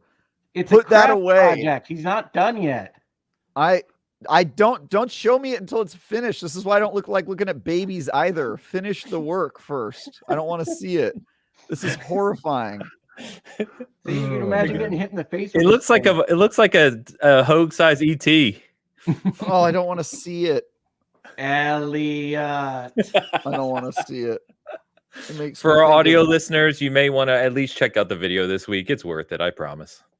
Ugh, Oh Lord. All right. What are we doing? Okay. Here? I don't like the Hogue has unfinished now been human. taken over by Gingerbread Man, but we're moving on. This That's fine. is from Moon Studios, who did Ori. They have been working on an ARPG, so think kind of Diablo-ish, and it's called No Rest for the Wicked. This was one of my favorite trailers of the whole show, honestly. Oh, that sounds cool. Focus. I can't focus with the gingerbread monster. Yeah, this one super excited for. Moon's been working on this for a number of years already. The art style, in my opinion, is absolutely amazing. And I just hope, as always, when you go ARPG, especially loot-based ARPGs, there's a lot of things you can get wrong. So it's their first effort in that genre. I hope they nail it, of course, but it looks, at least so far, fantastic. And by the way, did Ori? Is that right? these guys did Ori. And March 1st, they said they're going to have a presentation called Wicked Inside, which I guess is going to show the full game, maybe release date, etc. on March 1st. So, but this is the first time they showed anything about it. I want to give a shout out. IGN got to take a look at this before the official announcement, and Sweet. We have an article online by Rebecca Valentine, who I think got to see some of it or maybe play some of it. I'm not sure on the specifics there, but yeah, if you want to know more about this one, we have seen this one behind closed doors, which is cool. Awesome. Yeah, I got to check that out because I'm pumped. Me too. This looks great. This looked even better than I thought it was going to look. Me I too. love the art style. So, I mean, that's not super surprising because given the developer, but yeah. Yeah, I mean, it looks stunning. So, like I said, I'm very picky with kind of loot-based games. I hope they nail that aspect, but otherwise it looks awesome. So my guess Isn't that is they'll cool probably do something very non-traditional. You know what I mean? They'll probably Probably. it'll probably be ARPG in name only, but it's like kind of genre blending. That's just my first impression based on what the gameplay looked like, but we'll see. Yeah, Yeah. it looks different enough from Diablo because Yeah, my I don't think they're concern is- going for Diablo. My concern is I've got Diablo at home, right? As they say, and it's like this is covered for me for this generation pretty well, I think. So yeah, well, especially with Path of Exile 2 coming as well. So like the hardcore ARPG is covered, right? So to Travis's point, I kind of feel they'll probably do something more unique with this one. So I'm excited. Like I said, here, as you can see on the screen, they have Wicked Inside March 1st. So probably when we'll see the full game. Which is cool. Cool about Rebecca too. Rebecca's awesome. Shout out to her. Yeah, and I will. She also did some out. fantastic Destiny coverage in the past couple of weeks. That I don't know if you guys saw there's more I did. Destiny trouble, which we talked about in Virtual Legality on my channel. Nice. Ms. Valentine please- has me blocked, so What? Sorry about that. That was a mistake on her part. Sorry about that. She likes her bubble. She has tweeted as much, by the way. She's like, yeah, I'm creating a bubble and it's awesome. And I'm like, yikes. But I do like her as a person. that's fine. I have nothing. Good I don't know her as a person. I mean, I have Hogue Block too, so I'll name drop. I had Saw her at the IGN holiday party. Said what's up. We talked for a As you little bit. She's super cool. Her husband is also super cool. Yeah, she just got married too this year. Yep, she did. Yep, good for her. Good for them. I didn't get an invite though. I'm not that cool. The next game we're covering is Hellblade 2, which many of us thought would show up. It was here. We did get a new trailer for it, which I'm playing right now. The only thing, we were all hoping, I think, for an actual release date. All we got was 2024, which if you've been paying attention after what happened in June and some of the reporting all the outlets did, including us, we already knew this was slated for 2024. So that was not new. But anyway, the trailer looks fantastic.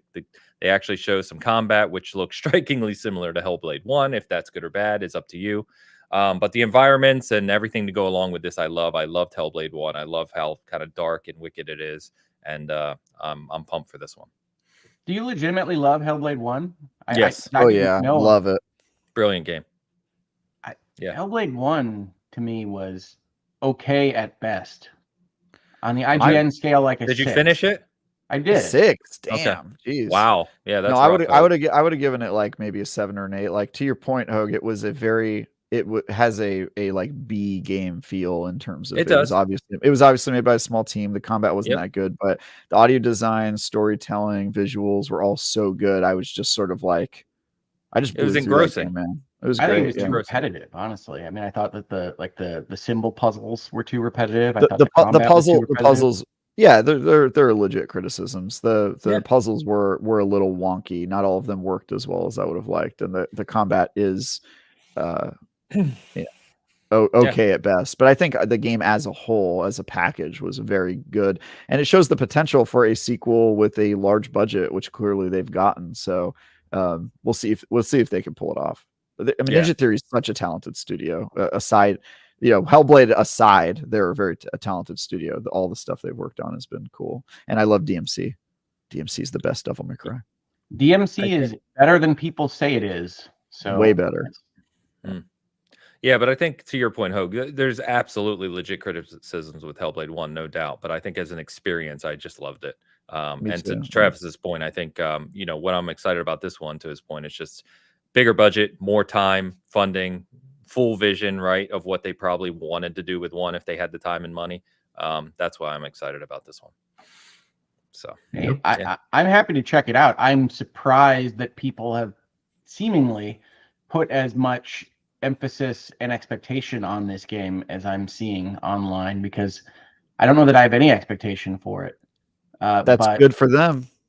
Well, in terms of when I relate to games best is when I don't think they're going to be very good, and when they improve upon that estimation. We saw this year with Final Fantasy 16, but I hope it's great. I don't know. I think it'll be look good. The same to me. Yeah. The amount of time it's taken is a little surprising to me. I frankly would have expected this game to come out years ago based on how long they've been talking about it, how many times we've seen it at award shows and stuff and E3s. But I believe in that team. I think Ninja Theory is very talented, and I think this is probably going to be good. Yeah. Dan, I don't remember. Were you a fan of the first one? It's fine. I mean, I played through it. I mean, it wasn't like genre defying, I guess. But it was cool, like with the headphones and everything, and having that kind of immersive experience. That was neat. I'm assuming they'll probably do the same thing, with the voices in her head and everything. And but this looks better. I mean, graphically, but like you said, the combat kind of looks similar, which was kind of my biggest beef with it, because I thought it'd be, and even. I mean, really, if you played through the first game, you don't really get into combat until much later in the game, or later on, that where it's like, it's there more, I guess. There's more of a presence, with the combat and stuff. But it was fine. I'll play this one too, see how it is. So excited. I will play it. You can see that Game Pass logo there. Yep. It's one of the nice things, no doubt. All right. So next we got something which one of my favorite songs. It actually turned me on to an artist I hadn't been listening to before. But we got a Dead by Daylight trailer called if I can fix this for you guys, and I said bear with me, The Casting of Frank Stone, which is coming next year, 2024. But it's a single player experience built by Supermassive. So Supermassive has done all those interactive horror games over the past few years within Dead by Daylight. So it's kind of a combination of the two coming together to provide a single player, I guess, horror experience. Pretty much a cinematic trailer. They don't really show much of what it's going to be like, but you know, I mean, if it's Supermassive, that might be gameplay. I mean, it's DVD by the way of Until Dawn, right? So yeah, the extent that project is as described, I'm in. I like the DVD vibe. I like what they do with their lore that they release each season, and I think you give it the space to operate in a full-fledged game like Supermassive makes, and that's going to be a win for me. Yeah, I hope so. I'm with you. I'm not a Dead by Daylight guy. I know it's a very popular game, but single player experience horror, you know, I'm there. So and didn't you like the Dark Picture anthology games as well? Yeah, I played this game. I play this games with my wife, actually. It's one of the few games that we play together because I forced her to make the decisions. Nice. And she panicked. She's like, "Oh no!" And I'm like, you know, and characters. I give you like 10 seconds. I save all those games for when we have a group of people and we do the movie theater night mode where where you pass the controller for each character and we see who can survive the longest. That's cool. Yep. No, I thought that was a cool announcement. It's one of those kind of fantasy football dream type announcements, right? It's like, why would this even exist? So that's wild. Those are my favorites. It's like, if I could have Supermassive make a Dead by Daylight lore game, that seems really cool to me. No doubt. Dan, you're all over it? Cool. No, I have no idea. I don't even know what Dead by Daylight is. All I know is that it's always on sale. An asymmetrical multiplayer horror game, but one of my favorite parts of it is that they overwrite everything. They overwrite the lore for every character. They overwrite the history of what's happening in the battle pass that season, and it is way more information than you need to play the Dead by Daylight game. So there's a lot of space for them to expand on that in different game genres, I think. Nice. Next, we saw Rise of the Ronin, which is the upcoming game from Koei Tecmo for PlayStation 5. It is exclusive, at least. I don't know if it's timed or permanent or what have you. It looks permanent. It says published by Sony at the end of this trailer. Oh, that's right. It did. You're right. Hey, so we heard about. Is this a Souls-like? I don't think we know. So. Yeah, okay. It looked like maybe it has some. It's just an action game. It is Team Ninja. Oh, there you go. Ninja. I was about to say it is Team Ninja. But Team Ninja isn't a Souls-like exactly. Yeah, but they're hard. Wo could be like was sort of Souls-like-ish. Yeah. Could be like Neo. You know. I just think we might be getting too close to difficult technical combat means Souls, and I don't think that those are exactly the same. True. I agree. True. Yeah, it looks very Sekiro-ish, funny enough, but who knows how it plays? I guess we'll see. It looks pretty cool. I don't know about you guys. It's going to be hard to see on the screen right here, but if you watch this on big TV and 4K, the engine they use for these games looks a little dated. It just doesn't look as clean and sharp as what I would consider a game for 2024 on a PS5. But other than that, I think it looks pretty cool. I hope it plays well. Team Ninja is usually pretty solid on the gameplay mechanics. To your point, Hogue, sometimes difficult, sure, but it usually plays pretty well.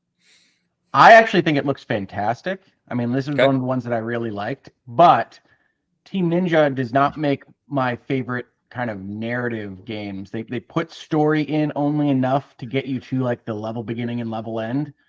And so while I think this looks great, and published by Sony actually means a lot to me on this one, because I think Sony will ask for it to be a little bit more cinematic, a little bit more easily understood and work through as a story than maybe their other projects.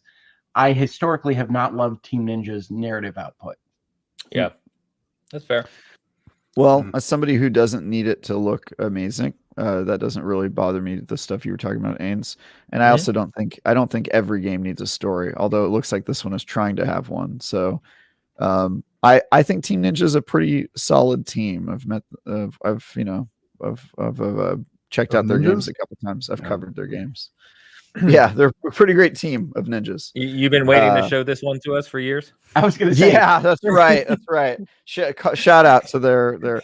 No, I mean, I just mean I covered Wo Long, and I saw that team do things like they did that open beta, and then when they when they got feedback from it, they made like crazy overhauls and changes to the combat like a month later, and just stuff that kind of made me feel like, okay, these guys are like good game developers. They like listen to player feedback and do cool stuff. And yeah, they just seem like a cool team to me. This trailer says story game to me, so it does. It might be that they're trying something new. It might be that they're working with Sony to make a more story-rich game.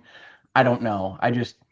I am looking forward to this one. I think it looks great. It looks like my cup of tea, as it were. I am just reticent a little bit about the fact that Team Ninja has not historically made story games that I have enjoyed for their story. Yeah. Bradley Spies says this is a pretty story-rich setting, so hopefully they lean into it. Yeah, hopefully. We'll see. March 22nd. I am a little. I think we've had enough of this type of game. This genre because of Ghost. Yeah, I think we've had not just Ghost. I mean, there's a lot of games in this kind of genre coming out now. It's sort of like getting to be like zombies to me. Okay.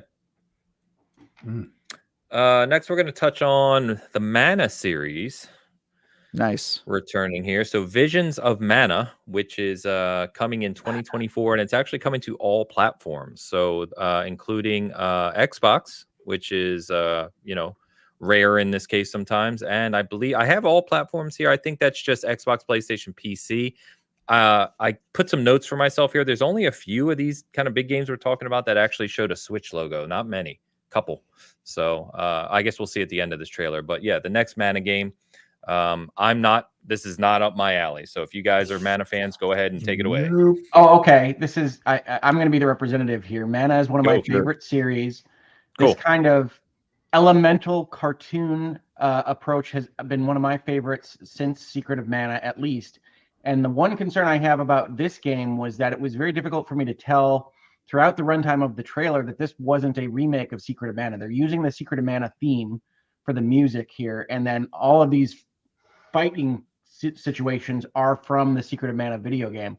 So I love Mana. I think this looks great. I'm day one on this for me personally, but it does look a little bit like a remake of Secret of Mana with a different name. So we'll see on that. It's a new adventure, but I don't know what that means. Well, it's a Visions of Mana. So to your point, it looks like the other Secret of Mana.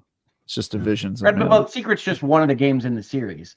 I mean, you've got Secret of Mana, you've got Legend of Mana, have Visions of Mana. It's not the cleanest way to describe a video game is to just throw an of Mana on the front. But is there a Mana of Mana? No, and I'm even pronouncing it many pure northeastern United States, right? It's Mana, but it's always been Secret of Mana to me, right? Chicago born. Mana. Yeah, it's sounding very American. Mana from Alabama.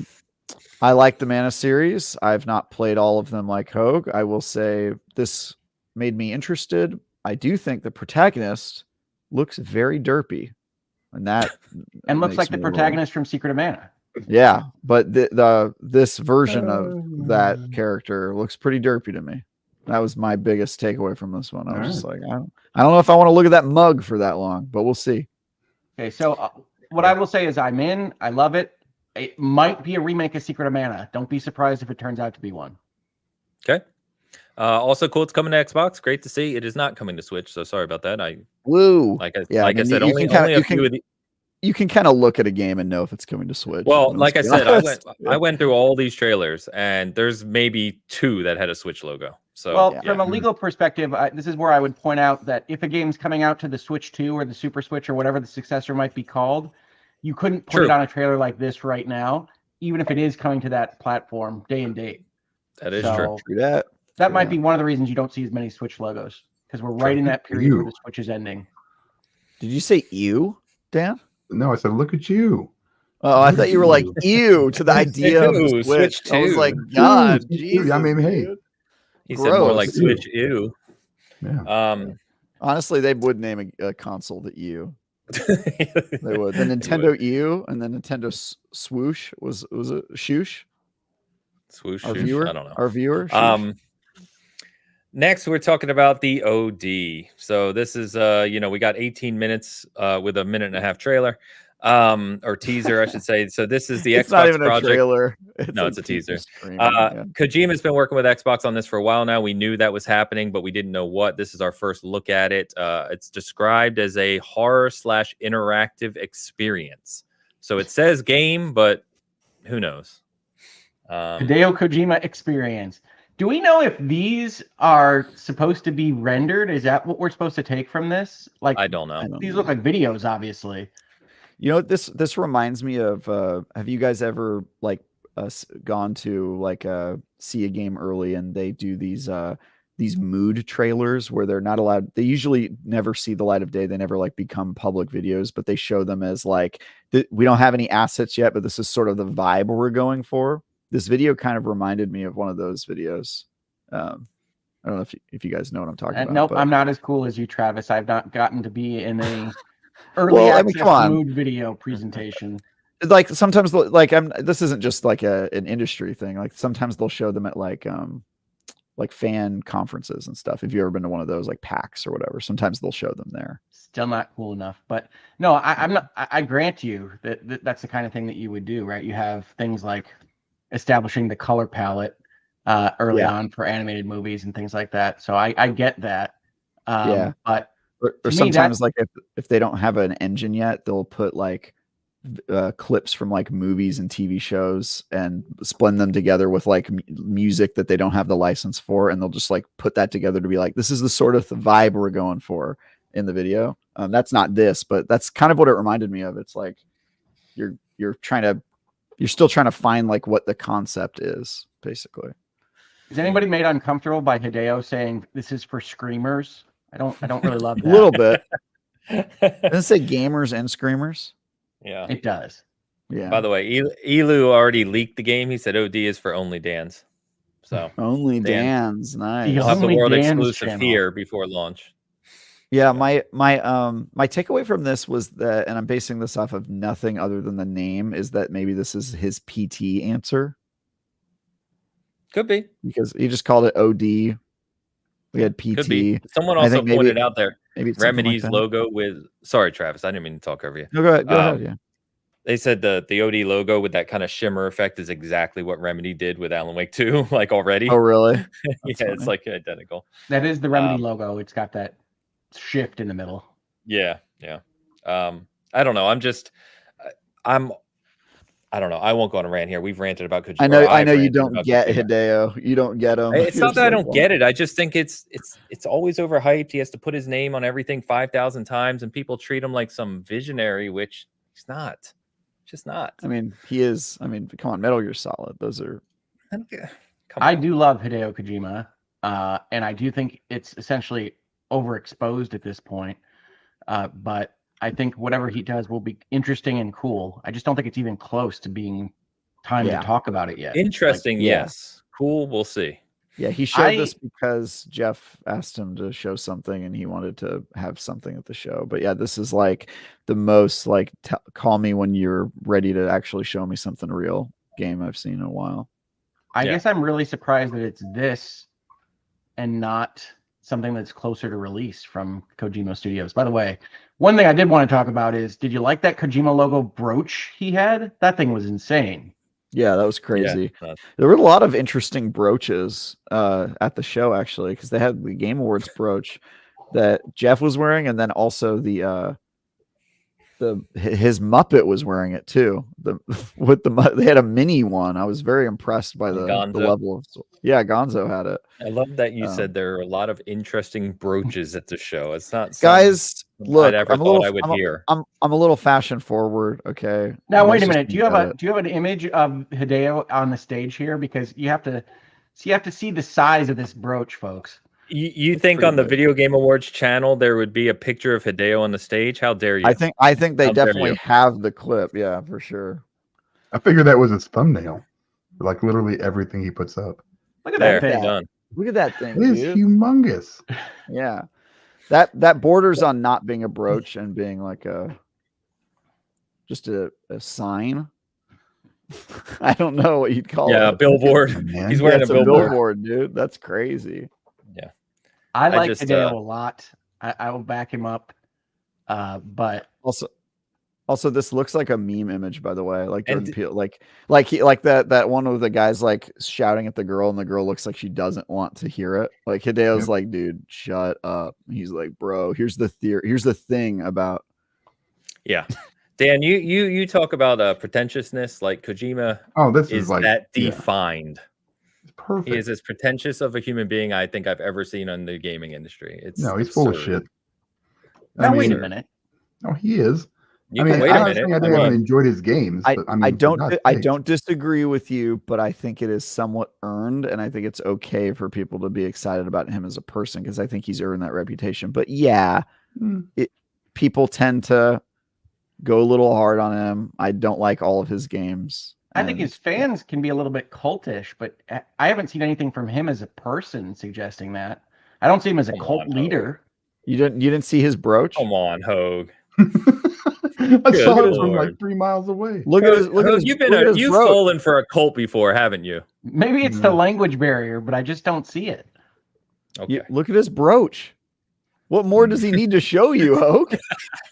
Again, I think that There's a giant sparkly brooch the size of Jupiter on his chest, and it's his own company's logo. What more You don't do think you you need? don't think playing his sign? game where it says Hideo Kojima 19 times in a row before every chapter is pretentious? I think that is a specific moment in time with him fighting with his employer. I don't think it's a great look for him. I wouldn't have done it. What? He still But I does don't- it. He's literally wearing a shirt that has his name on it. Right, he puts a Hideo Kojima game in front of his titles, but I mean, like that's because he knows his name sells things. That's marketing. Wouldn't you? If Gotcha. Ainsley Bowden sold gaming, wouldn't you put it on the front of the title? I mean, no, but then I don't. That's not me. Yeah, that's Ains. No. He's going for. I mean, look, He I'm doesn't the want one sitting people here to know under the about name of XP. my own law firm, so I mean, it's True. it is what it is. You're wearing a virtual legality hat, which is the brooch of the head, really. Is the hat. So. Oh my god! can't All right, sit we're gonna move through on because Travis we talk. saw plenty of Kojima and this at the show, so we'll move on from this one. Thank you for finding Anyway. that, Ains. I remember that brooch. It was ridiculous. Believe me, it wasn't hard to find on the Video Game Awards channel.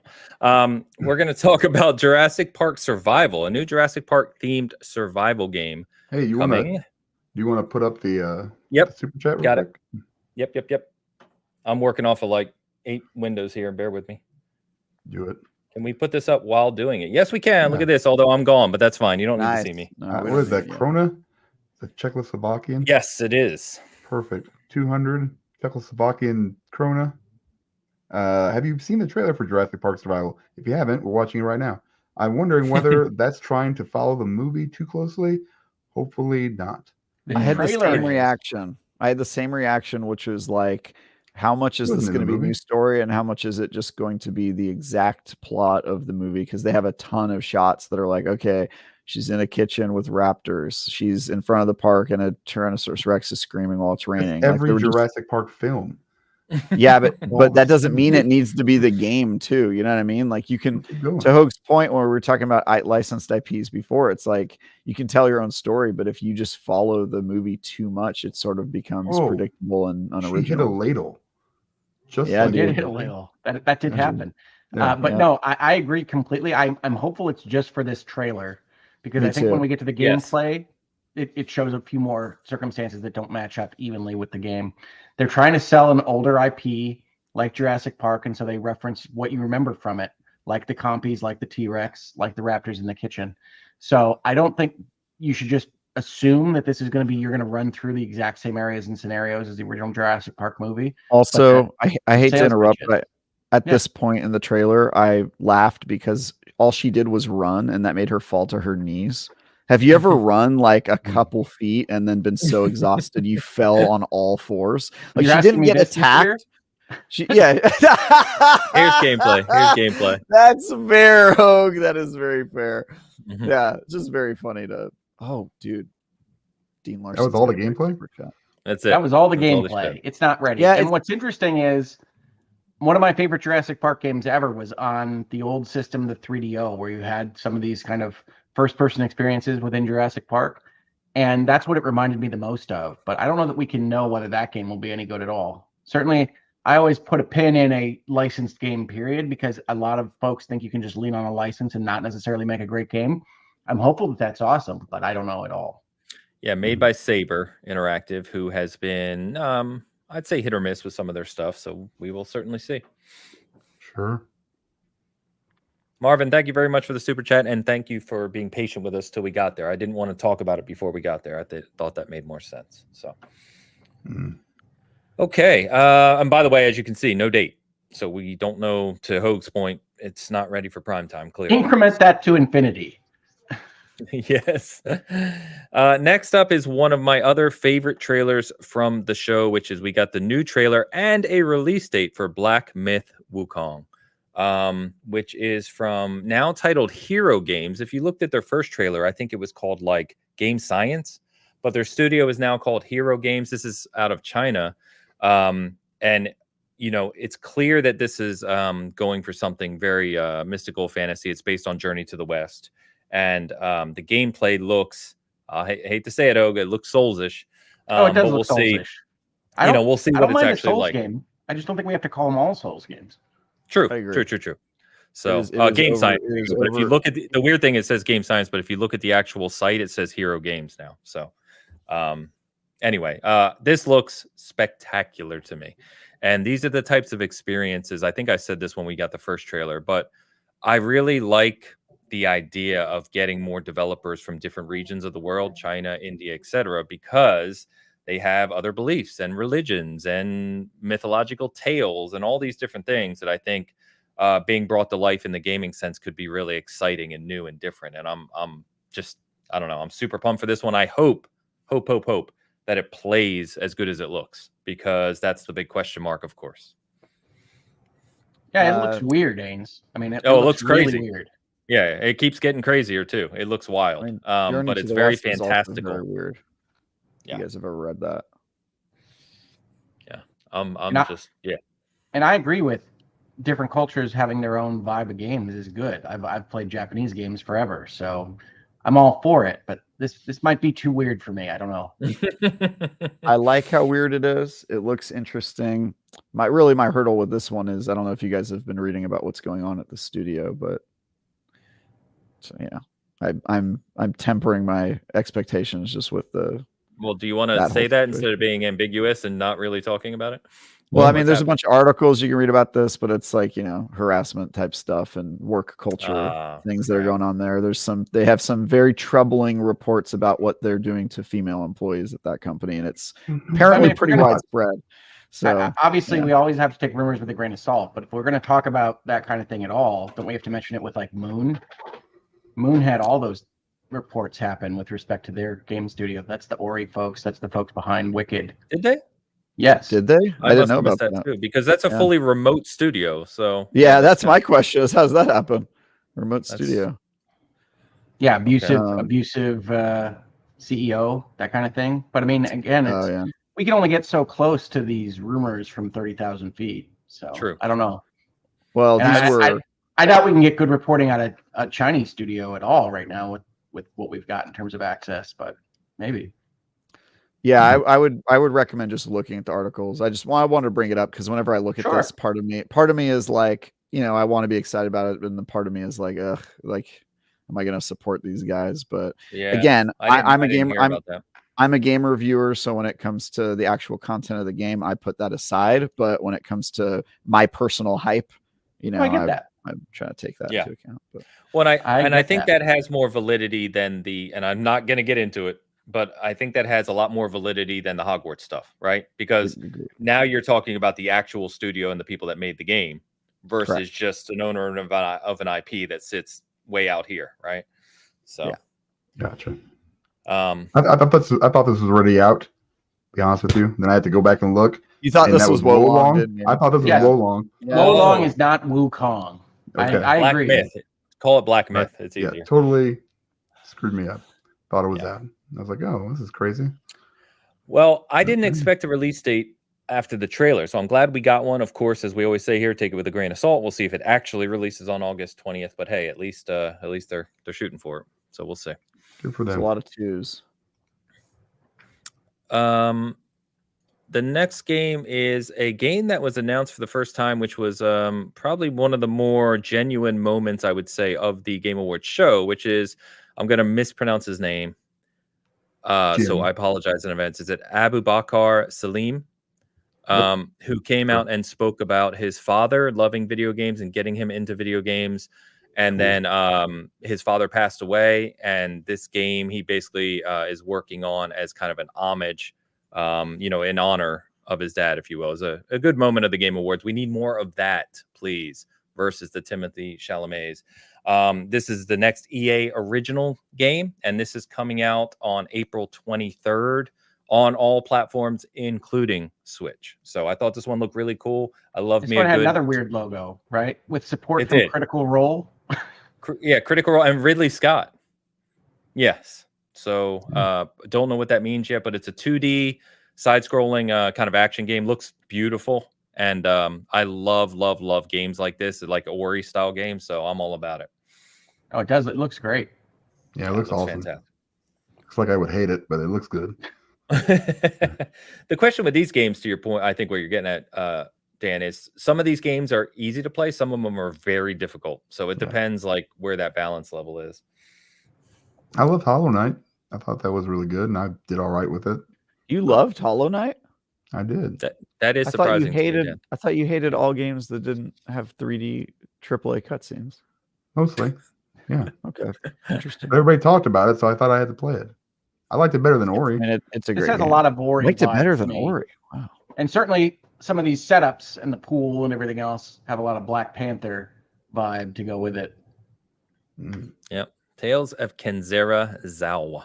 So as you can see, it's got the Switch logo, April 23rd. So it's not even that far away, really. Are we running out of names for video games? Letter combinations. I think that one looks great. Yeah, that game does look good. It's good. It's good. So it's that one. We next one we're talking about is The Last Sentinel, which is from Steve C. Martin, who I believe used to be at, was it Rockstar? I may get that wrong. I apologize if I did. But Lightspeed Studios, and this looks like it has kind of a cyberpunkish vibe a little bit, kind of futuristic, kind of what do you call it? Dystopian type of I don't know the words I'm looking for. But anyway, Lightspeed Studios, it takes place in future Tokyo, and according to the website, it is a narrative-focused open-world action game. This is another one that if you go to the site, you can sign up for to get kind of potential, early access or preview access when they start doing, I guess, a beta or something. So cool trailer, though. I don't know how to read this one, right? I mean, like, this seems like a proof of concept type video more than a game. What? Yeah. I just say? Yeah. There's no like real gameplay. We're not seeing a lot here. It's more of a setup kind of story wise, where you have this kind of superhero-esque person that comes in, right, and kills all the bad guys. She if looked you will. cool though. I like It did look very cool. the robot lady.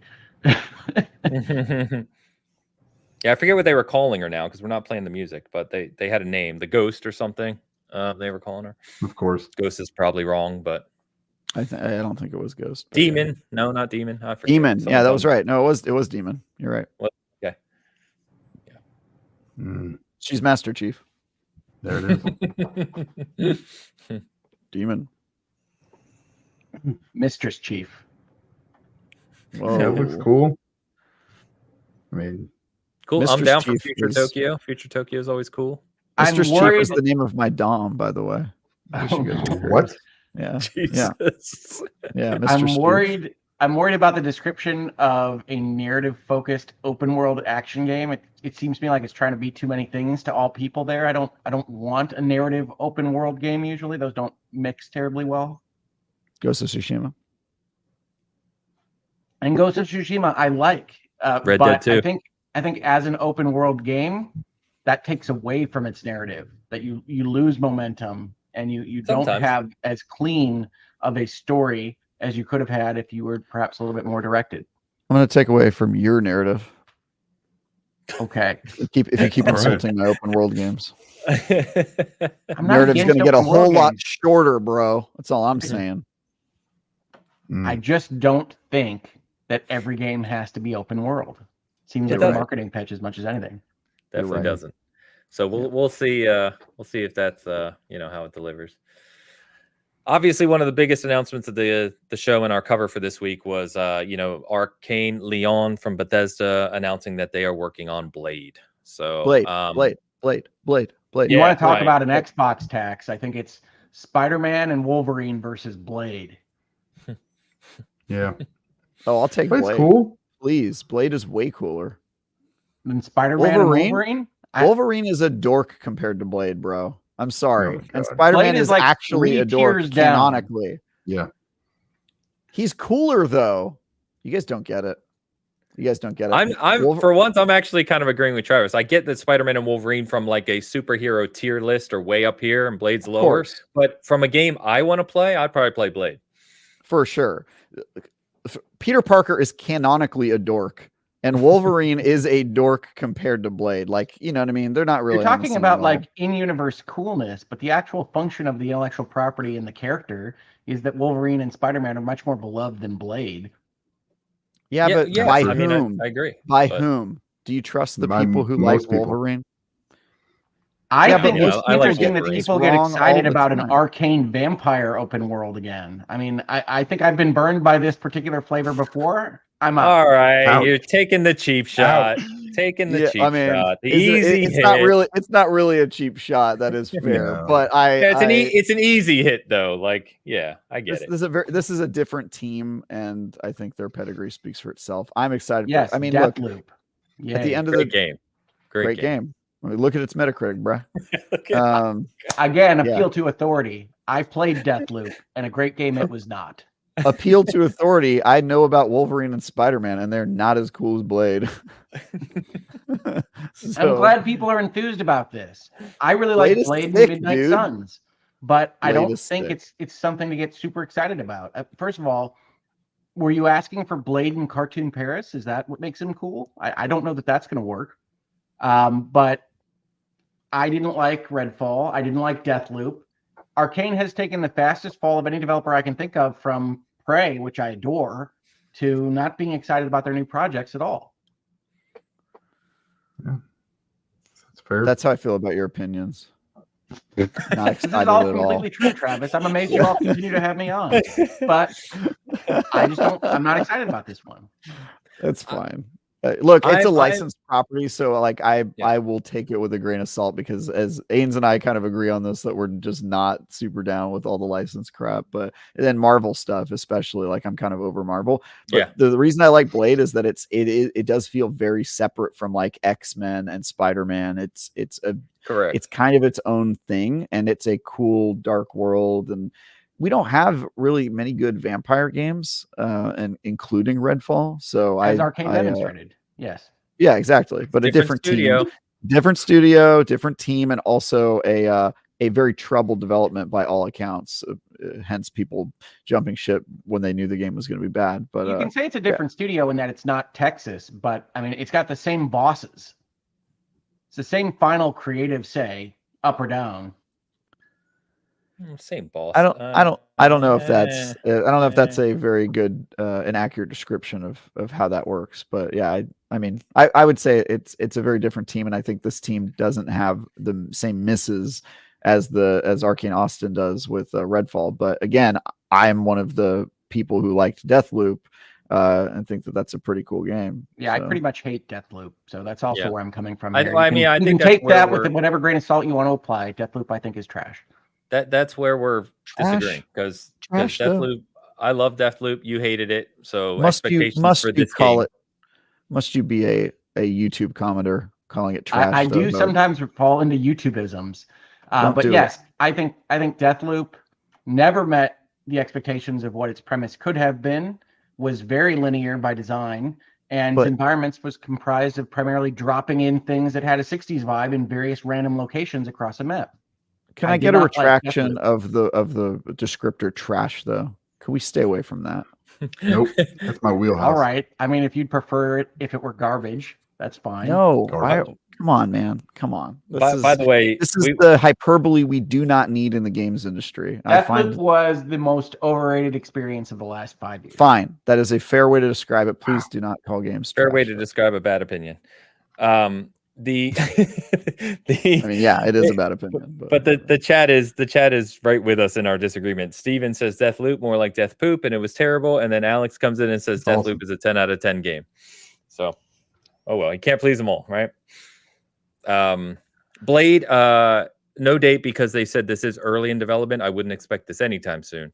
But it was cool to see. We'll hope it turns out well. That's all. I wish Marvel would stop putting out these Wolverine and Blade things. This is a game in development sometime before you die. Hopefully. Don't have a stroke, kids. I wish Hoag's mom would stop putting out. But every night. Why are we going to mom jokes? In my bed. I don't know. You said we're trying to stay away from hyperbole, and you're breaking down into mom jokes. No, it was a callback to. Never mind. A callback to another mom joke. Hoag brought it to the bedroom. I didn't do this. I'm just trying to bring the ginger man back. I'm trying to cut the I'm trying to cut the tension here about all of the upset. It's okay. I wanted to shout this out, Travis, just because we talked about it last week. Funny enough, so we got GTFO, the final chapter, which is from 10 Chambers. I played this. Okay, and basically the closeout for this game, which then led into the announcement of their new game, which is called Den of Wolves. Yes. Also looks cool. So this is GTFO final chapter trailer that you're watching. Yeah, so I played GTFO final chapter. There wasn't enough meat on the bones for me to do a full preview on this, but I can say if you like GTFO, it's great. And if you have not played GTFO, like Ains, I know you are on that list of people. This type of game, it's like made for you. Like it's very tight, great shooting mechanics, and it's a game where you have to be communicating with your teammates or you'll get taken out. It is unabashedly and unashamedly very hard, and it's designed for players to just like really have to get good or just you'll be in straight pain if you're not working together. GTFO, right? Yeah, GTFO, exactly.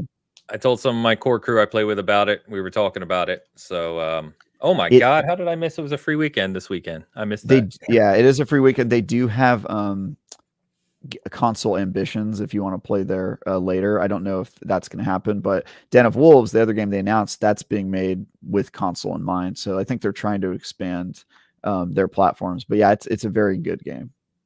Are you? And I'll put up the Den of Wolves announcement now. Well, I was going to ask you about that. I don't know how sure you are based on the preview you did, but on the Den of Wolves one, they also show at the end of it, which I'm showing right now, they only show the Steam logo again.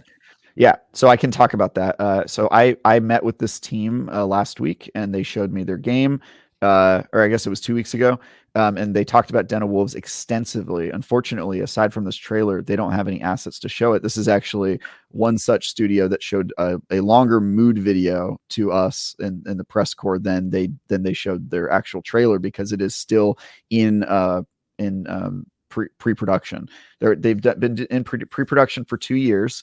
They're making it through Steam early access, so it will be on PC and available in a playable state first, but it will be on PC and the big consoles that can actually run a game like this. And so that'll be Xbox and PlayStation as well. I can tell you a little bit about this game. It's basically in a world. It takes place in Midway, which is a real life territory of the United States. But in this universe, in 2094, I think it is, that island has been turned into a libertarian paradise, basically, where there's no real laws and corporations are allowed to engage in unfettered capitalism.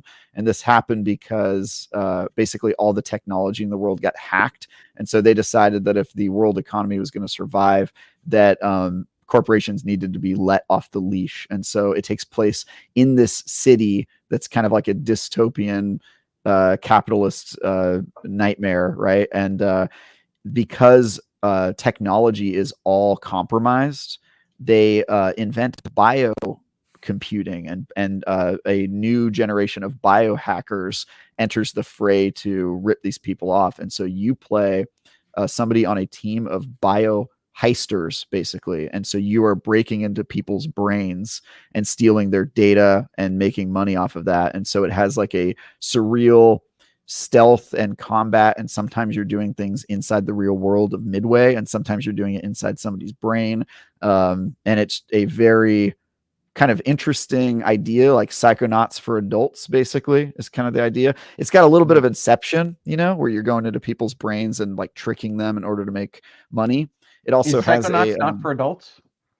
Yeah, I guess it is for adults, but you know what I mean. It's less cartoony. It's more gritty and bloody. And so it has a very very interesting concept, and also they're leaning heavily into player agency and choice, and like planning your heist and getting to pull it off in a manner of your choosing, and your choices having consequences and that sort of stuff. So from a conceptual idea, it's very cool. This is definitely one where it's probably too early to get really excited about it, because according to them, they don't have really anything more than this trailer, and they're just getting it started off. But they're also finishing GTFO, a game that they've been working on for years. And so I think that team is going to grow substantially now that they're finally finishing their previous game, which was the first game from the studio. So, okay. Yeah, cool stuff. Hogue, I just noticed I'm logged in as SG, and because we co-broadcast, when I put it on the studio here and posted, it actually posted on your channel as you. So sorry about that. I will not do that from now on. Just the way it's connected, I guess. Yep, I've done that here, and I've been seasoned gaming, so I just put Dash Rick. We keep them guessing as to who's commenting. All right, so no date on that one. Then we got where is it? We got a game called Exo Born, which I joked as we were watching this looked like Anthem 2. So I'm in for it. We finally get the Anthem sequel we've deserved. It's even from Rebirth Studio. Perfect. Absolutely perfect. No, it's from Level Infinite and Shark Mob. I joked, like I said, that this looked like Anthem 2. I don't believe there's a date, but we'll see at the end here. But you got futuristic, you got exoskeletons, you got different weapons and shielding, you got weather events. Yeah. It's even got an Anthem door. Look at it. See?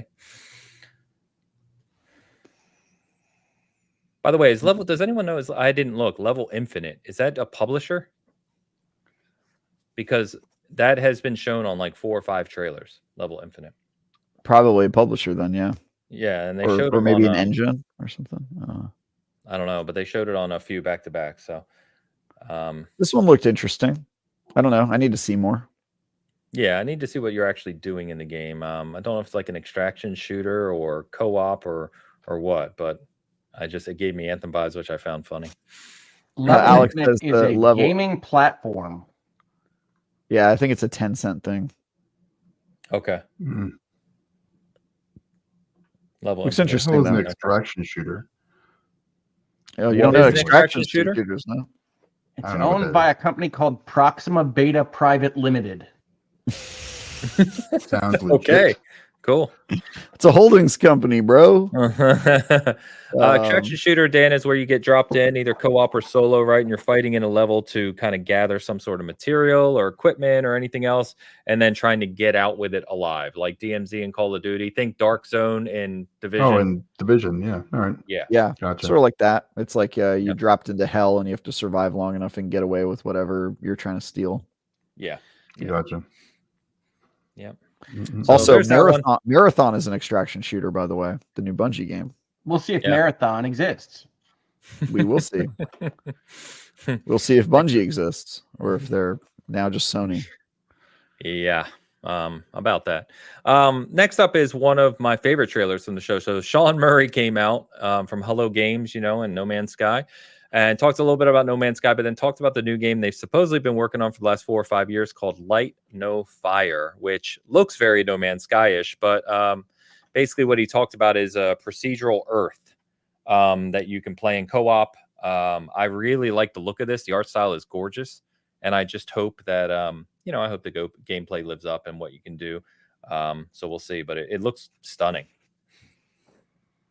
Hello Games deserves our trust long term. Do they deserve our trust on launch? I don't know about that. I think it's okay, because I think now the communication, they learned their lesson. The communication will be, it's not going to be this game at launch, I'm hoping.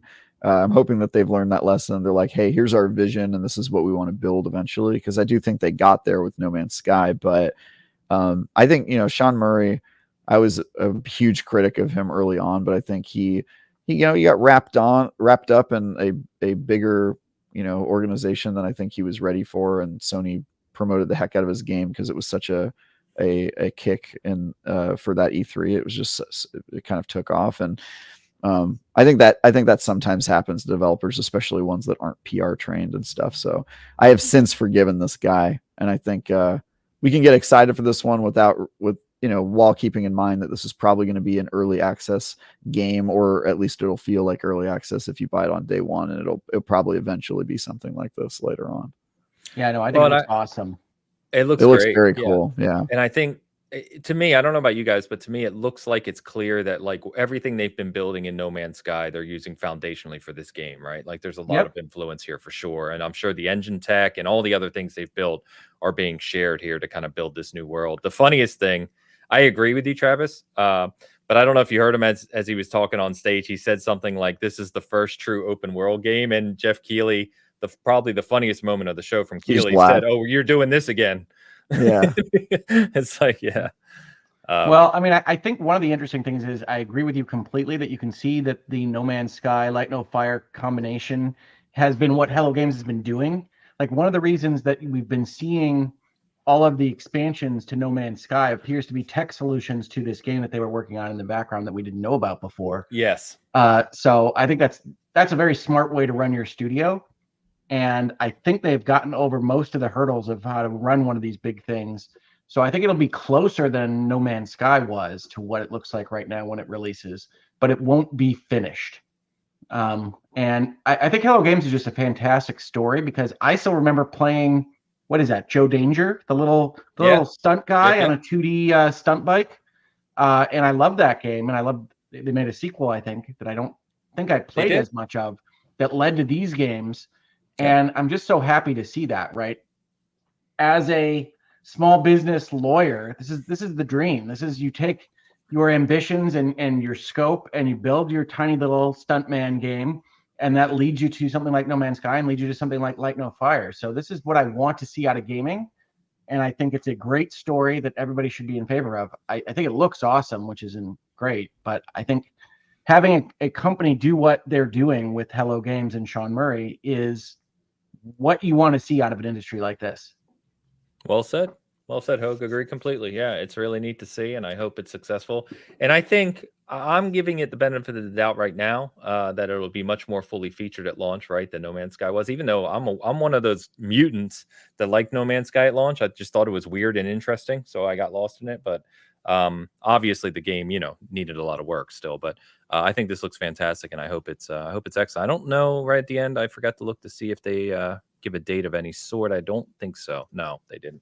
But we'll see when that comes out. By the way, there's not going to be a date on this one. I mean, you can just tell. I actually I was hanging out with some casuals, people that don't actually like keep super close on the video game industry, and somebody brought up this game. They're like, "Yeah, I'm really excited to play that in GTA 6," and I was just laughing. I was like, "You're not going to be playing those games anytime soon, dude.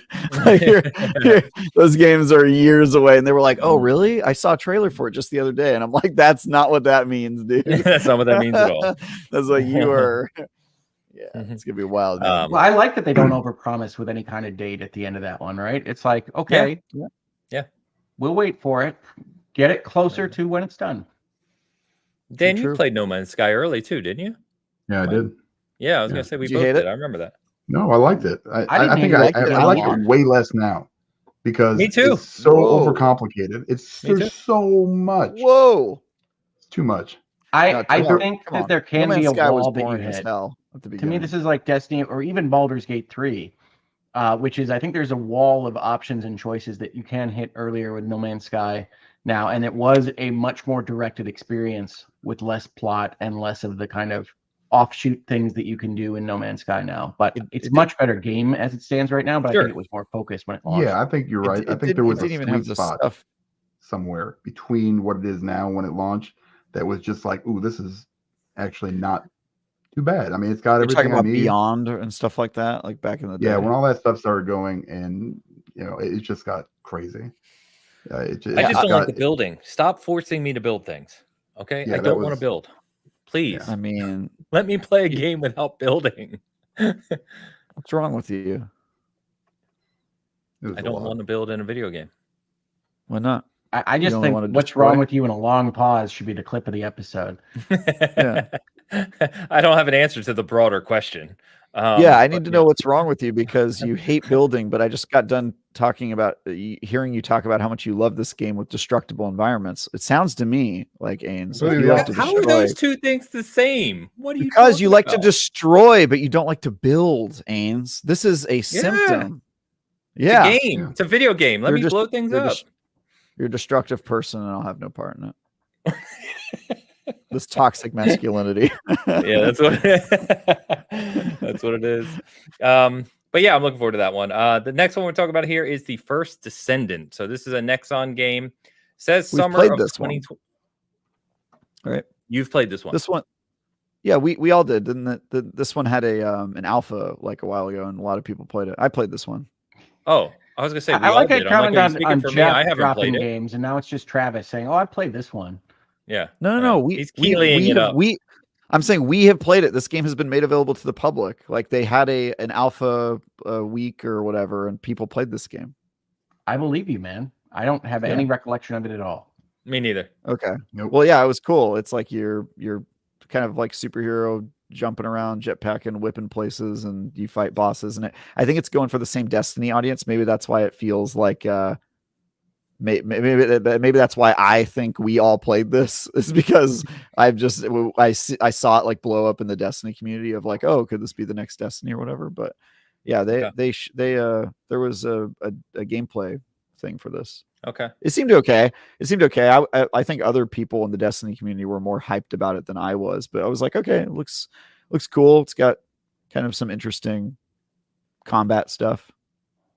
It says I remember thinking when with like that Moors with the rocks in the water that it looked like the Decima engine.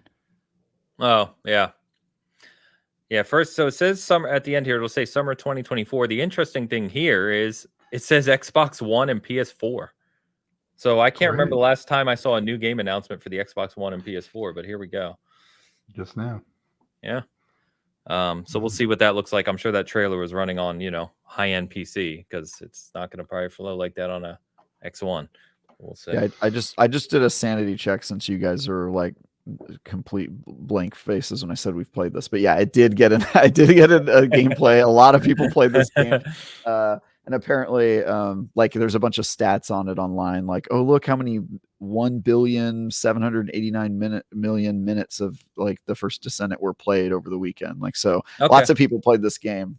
It made like a splash in like the live service action looter shooter Warframe. It looks like it could be like a it's probably not for any of you three, which is why you guys are like blank. But yeah, it was like a big thing in the live service shooter community. Cool.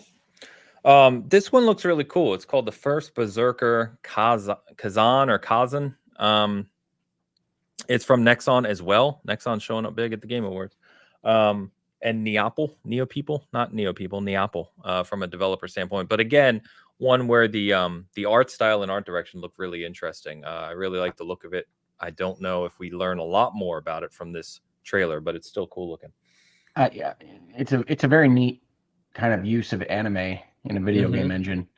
Yeah. And now that I look at your list, Ains, I do note that you don't have my favorite announcement of the Game Awards on here. I'm gonna have to ask for Dave the Dredger to be brought up. Oh yeah, I forgot about that. That was such a cool announcement. I tried to and every time we do this, someone says you didn't show this, and it's like, okay. There's 800 things. The biggest ones. I get that. I'm on the show. I can ask for Dave the Dredger. Of course. We'll get Dave the Dredger up. I was trying to pick ones that were like upcoming, right? That were new. Because we didn't. There's also a trailer. There was a new trailer for Suicide Squad. There's some other trailers, some more indie games that were shown. I didn't take all of them, but to your first point, this looks like almost like you're playing like a kind of a cartoon anime. It's really, it looks straight up like Berserker, like it does. So yeah, good. Yeah, guts. Yeah. So No date on that one again. A lot of games with no dates, just trailers. To which my wife looked up and said, "That looks ridiculously violent." I said, "Yep, that's yes, Berserker." it does. Yes, it does. So that's first Berserker. We got Dan's game of the show, which I'll pull up here in a second, which is Lost Records, Bloom and Rage. So oh yes, I can't think of anything that fits Dan more than a Don't Nod game, really capturing the Oxenfree style. Yes, from the creators of Life is Strange, Don't Nod's new game. Obviously, Dan jokes aside, popular games. This one is coming in late 2024, at least according to this trailer here. Well, my fiance is a huge fan of these games. I've played them all. I like some of them, and other ones that I think are misses. Her first reaction to this was, "I'm really excited, Don't Nod game," and then her second reaction was, "Wow, these girls all look like nobody I know," which is kind of a funny. They kind of deal with like the fringes of society, and so sometimes they just end up in weird places. But yeah, it's a Stranger Things vibe by intent, I think, and then for sure, it looks like a Life is Strange type game. So, yep, it's interesting. Yeah. It also seems like they made a point to say that it's not in the same Life is Strange universe. They said it's like a new universe, which in I think their previous games, even the ones that aren't Life is Strange, they have like canonically taken place in the Life is Strange universe. So that's a little interesting of a choice there. Yeah, like Tell Me Why, I believe. Tell Me Why, and the other one with the superhero kid. Captain something, right? That would be Life is Strange 2. I mean, I think he shows up in Life is Strange 2, but they made a separate game where you play. There's a separate game. It's got Captain a long title. I forget the name of it. Yeah. But yeah, you meet that character in Life is Strange 2 later on. I played all those games. I think some of them are pretty good. Some of them are pretty good. Some of them are a little heavy-handed. A little preachy. Yeah. Life is Strange 2 was like that a little bit. This is a short. Oh, sorry. Oh, go ahead. No, I was just gonna say I think Lost Records sounds like my cup of tea. The thing with narrative games is you can't tell from trailer, right, whether the story will be good. So I think it will, but Don't Nod is one of those companies that does have misses to go with its hits. Yep, 100%. We'll see. And as they should, they're a smaller studio. I think they're taking chances, which is cool. I like studios that are. I think my first Don't Nod game was Remember Me, and that was a while back. But that's kind of a hit and miss at the same time. So I hope it's great. I think Don't Nod. That is a very funny way to describe that game. I think that there was a commercial for is Banishers Don't Nod? Banishers is Focus Interactive. I don't know if that's the publisher. Oh yeah, I'm reviewing that game. Banishers. You're reviewing Banishers? I'm looking forward to that one a lot. Sorry. Yeah, I'm currently on the review for that, and then I'm reviewing that Pokemon Guns game. What's that one called? Playland or something like that. You guys see Pokemon that Guns game? I like. That's what have you seen that weird ass game? Yeah, that was over like the Summer Games Fest where they had like. Yeah, what if Pokemon had weapons? That's my first review of 2024. This is also a world first. Let's get that on the stream. Pal World, someone said Pal World or something. Pal World, yeah. This is a world premiere. That's my first review of 2024. So this next game is Kamuri, which is from a new studio out of Tokyo, I believe. I believe the head of the studio came out, who was a graphical artist named Unseen is the name of the studio. This is the Ghostwire Tokyo lady, right? Yeah. And this game looks like Ghostwire Tokyo. Okay. I did not know it was the same girl from what do you call it? Ghostwire was cool. Today. They're making a studio sequel, that made Tango. Tango, yes. Yeah, she was working at Tango. She was the one that came up with the idea for Ghostwire Tokyo, I think. I can't remember the story exactly. Okay. But this has that very much Ghosts in Tokyo vibe. It's got a goofier tone. That looks cool. I like that. Cool. Yeah. It does. It has a Fortnite art. This kind of reminded me of Sifu for some reason. Art style wise, you mean? Yeah, art wise and just the vibe of like, martial arts masters or whatever. Yeah. Yeah, it looks like it may be co-op, right? It shows like 6 heroes at the end there. So, Unseen Hero Tokyo. shooter would be disappointing. I hope it's not that. We'll see. Even Unseen Tokyo is kind of a play on Ghostwire Tokyo. You get the impression that this was kind of the same concept or game that she wanted to make when she was with Bethesda, but now is on her own. Yeah, it could be. Very could be. She was very lovable. I thought. And then at the last actual announcement at the Game Awards was the next Monster Hunter.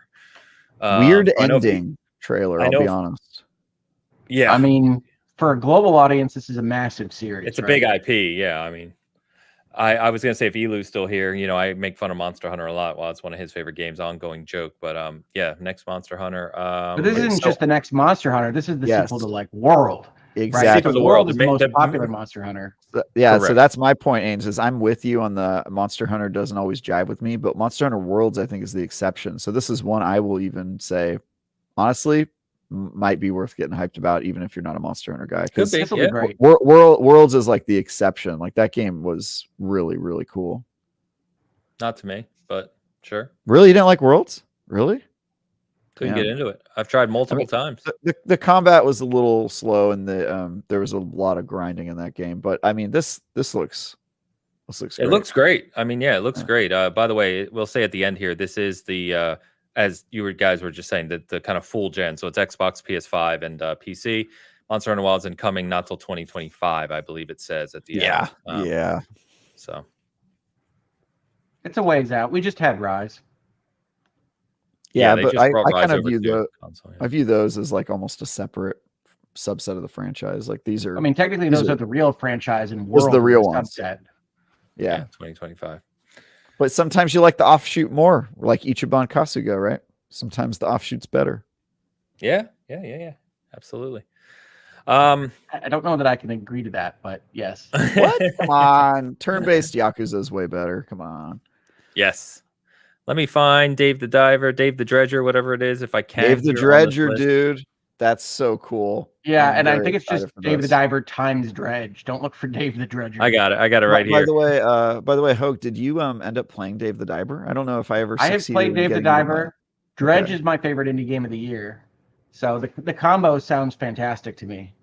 So you want me to pull up the Valhalla DLC, right, Hogue? No, we can hit that if you want later on. But please. I mean, that was a pretty big announcement. I'm surprised we didn't launch. It was a big announcement. It was. I was like Dave the Diver, and then if you can't hear it because we don't have the audio on, but the music is Dredge's, and I was like, oh my god, are they putting Dave the Diver in Dredge? And then like he gets attacked by a monster shark here, and I was like, oh my god, it is Dredge. Yeah, I knew it was Dredge as soon as they said it was a crossover between. It was like an unlikely duo, and as soon as I saw him on a boat, I was like, "Oh my god, they're gonna really do Dredge and Dave." Like that's. I just like the notion that these two indie studios, or whatever you want to call them next, indie studios, that they got together because they had boats. You know what? You know what? We got a boat too. Yeah, I would love to know how that conversation started. It was like, hey, you know what? We also made a C game that looked like it was an indie game, and how can we make this work? I love Dredge so much. Guys, if you haven't played Dredge, play Dredge.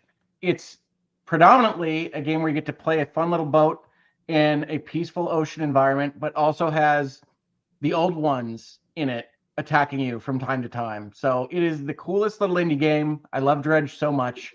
Check it out.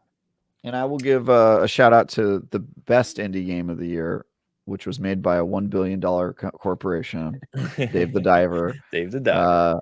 Dave the Diver's great. I'm still waiting to see if that game is going to come to the other consoles, because right now you can only play it on Steam and Switch. I just have a lot of friends who won't play it because they don't have a good enough PC and don't have a Switch. So I have been playing it on Switch.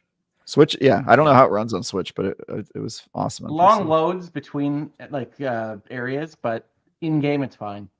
Cool. And I mean, two of the highest rated games of the year, really. I mean, Dredge and Dave are both highly acclaimed, so pretty cool crossover. There is so much content in Dredge, and they have a DLC already out for it.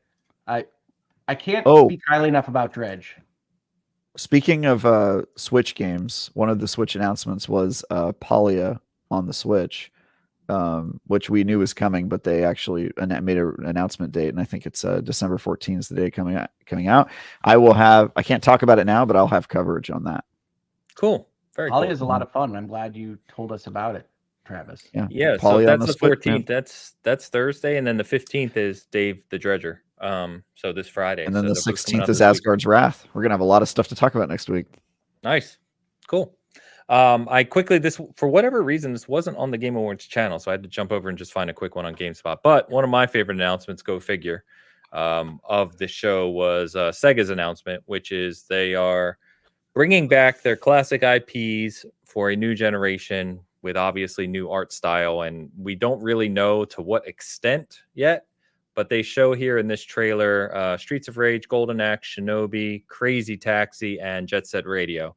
And for old school Sega guys like me, obviously Cog and I were DMing, and people like us, this was a very, very cool announcement and one of my favorites of the I will show. say this was a great trailer. I loved the moment where it goes, Sega in the, as soon as I heard it, I'm sitting here watching it by myself. I was like, yes.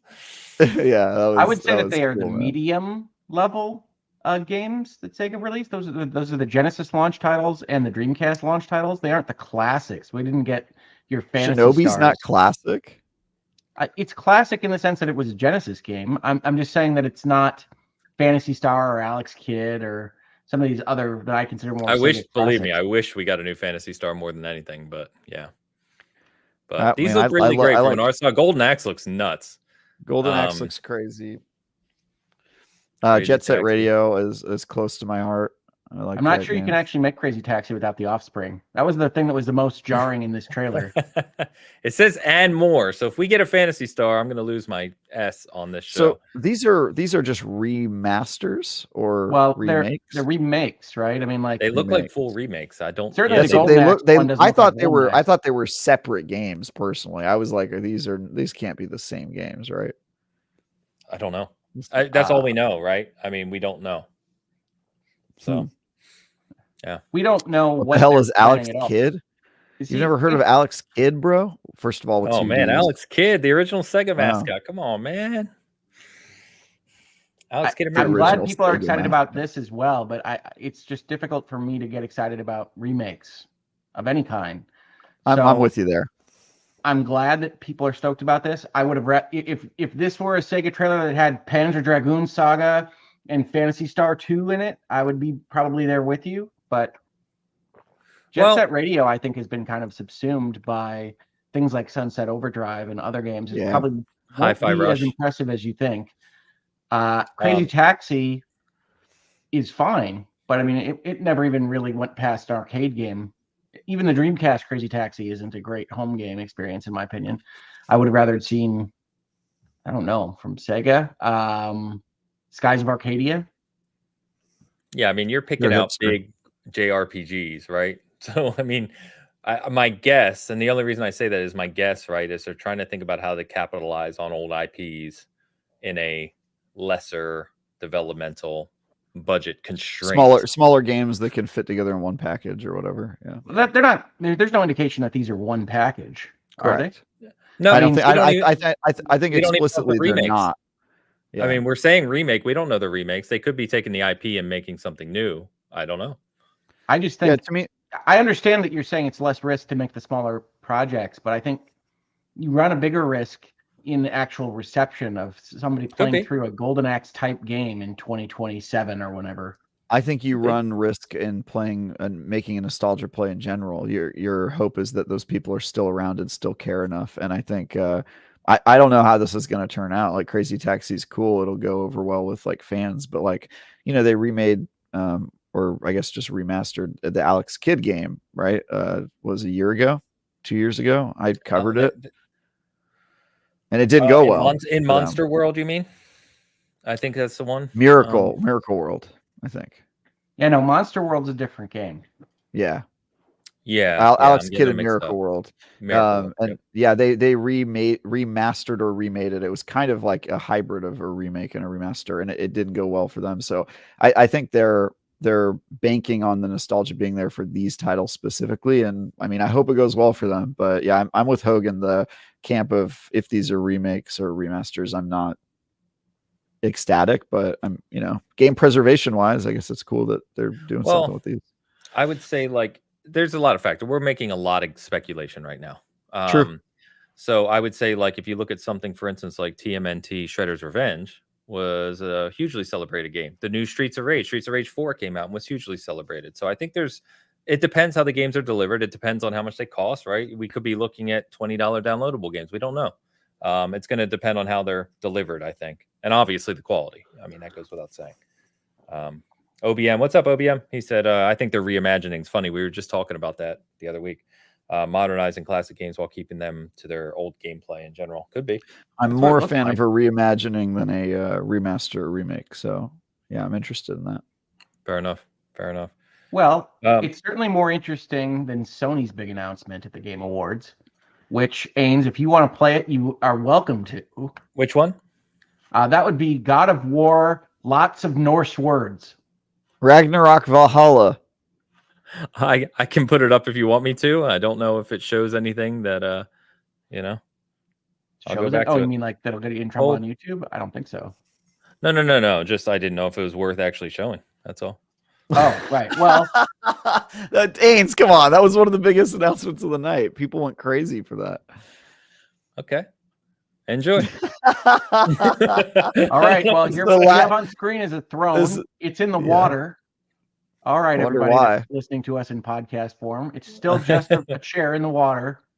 Oh, here comes Kratos. You always have to have the slow Kratos reveal.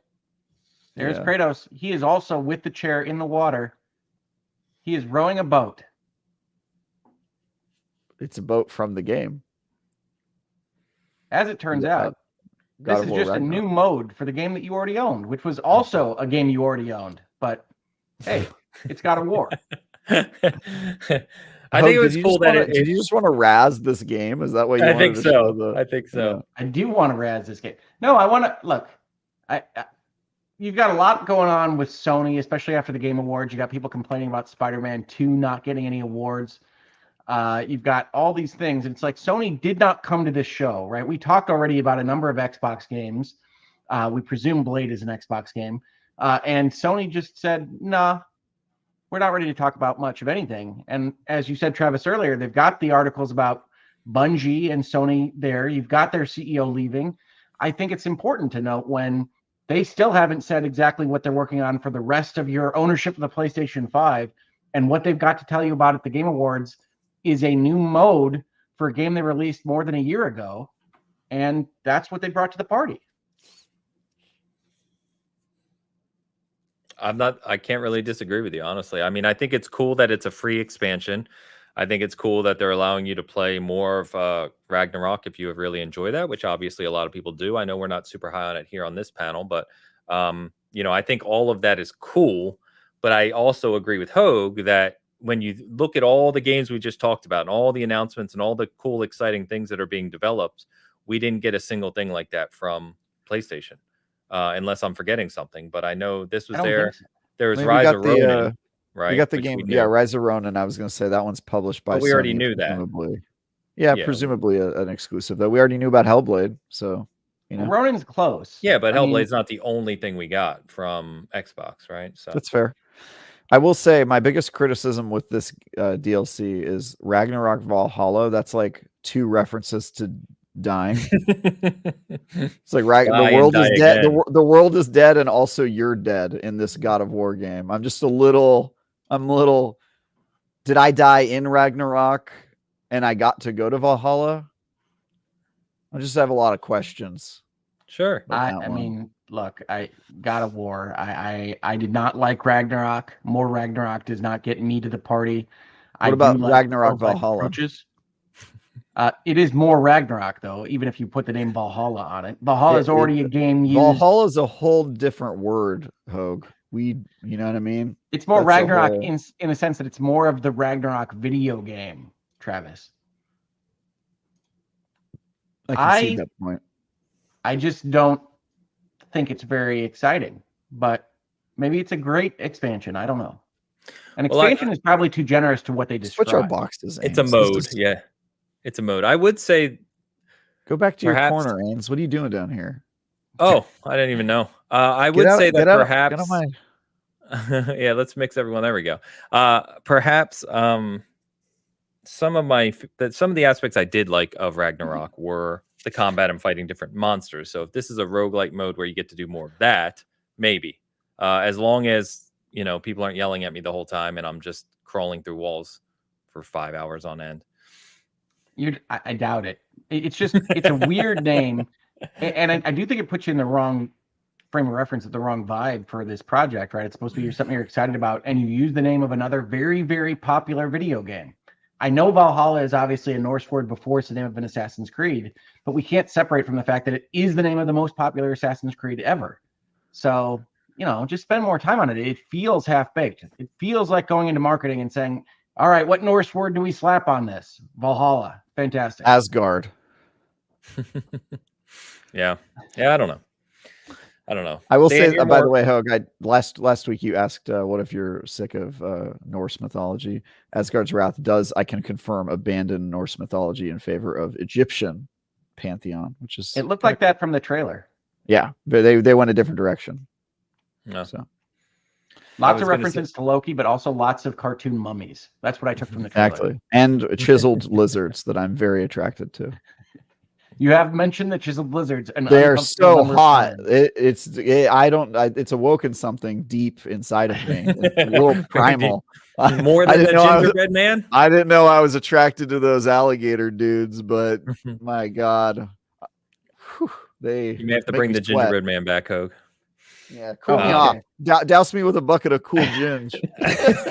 Oh God. Oh, there goes all the heat I was building up. Bro. Oh my gosh. I'll never love Dan, again. Ragnarok. Tell me what other stream you're gonna get this on, expansion. Folks. You in? No. How much of a download? I have no desire to play that game again.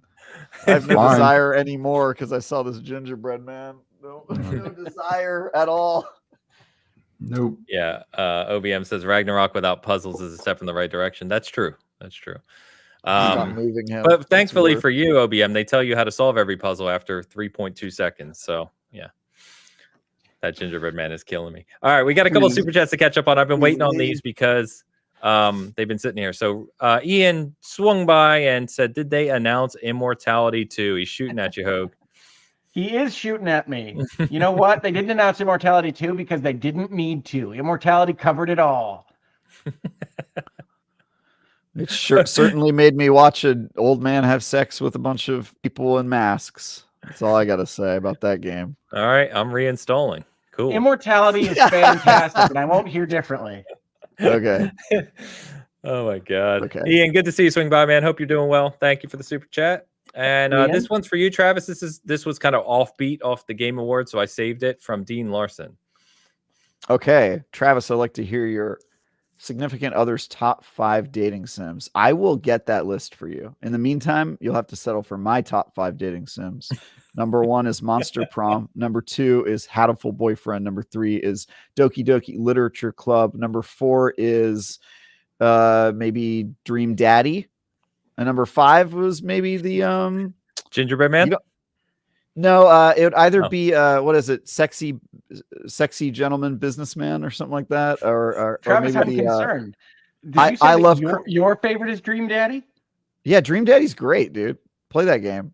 Also, I love you, Colonel Sanders is classic. KFC based dating sim. Gotta play this.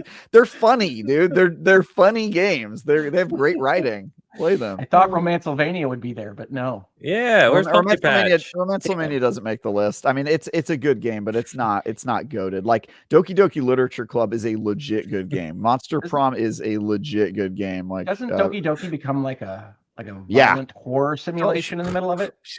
Oh, come on. Sorry. That's the twist, bro. Same with Hatful Boyfriend. Hatful Boyfriend is a game where you date pigeons, and then partway through the game, they give a reason for why you're dating pigeons, and you're like, oh my God, this took a turn. So those games are legit and have great stories. It's just people write them off because they put their dating sim foot forward first. But they're legit good games. So okay.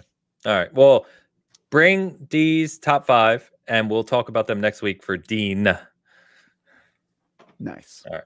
Cool. Nice. Thank you, Dean. Dean. Appreciate the super chat. Dean, by the way, you guys should start a D&D. show. It'll be like a D&D adjacent game. From Magicians of the Coast. Yeah.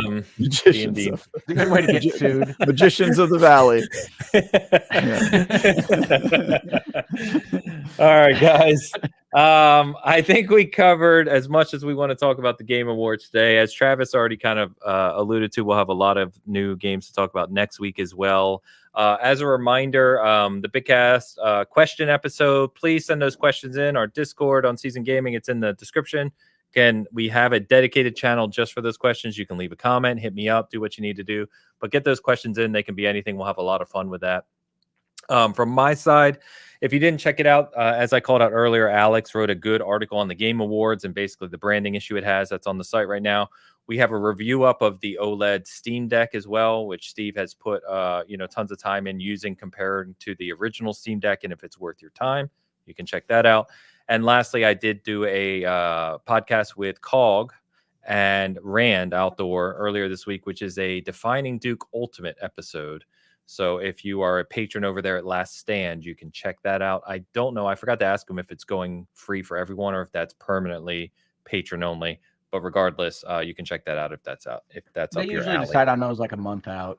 So Yeah, so it could be a maybe. little while yet. But it was a really good conversation talking about basically ABK and a lot of things to do with Microsoft now and their future, given the acquisition and other things. So, Hogue, I'll pass it over to you. What you got going on? Sure. So this was a full week. I got my computer finally working, as you can see from this now 3+ hour stream. We're in good hands with my new computer. We had a virtual legality. We actually had two. One on the Bungie issue that Travis was talking about with respect to Sony. Yep. And what I called the not so hostile takeover. You can check that out. And then we also talked about something else that is escaping me right now. And I'm sure it was interesting and exciting. So check out the channel so that you can inform me about it in the chat. But I also wanted to let folks know that we have announced officially the date for the return of a Christmas special or a holiday special for that always goes well. The holiday specials, Lawyers and Dragons, new characters, new world, same group of guys and gals. So come on, visit us on Saturday, December 16th. We're going to do Lawyers and Dragons. It's going to be Saturday.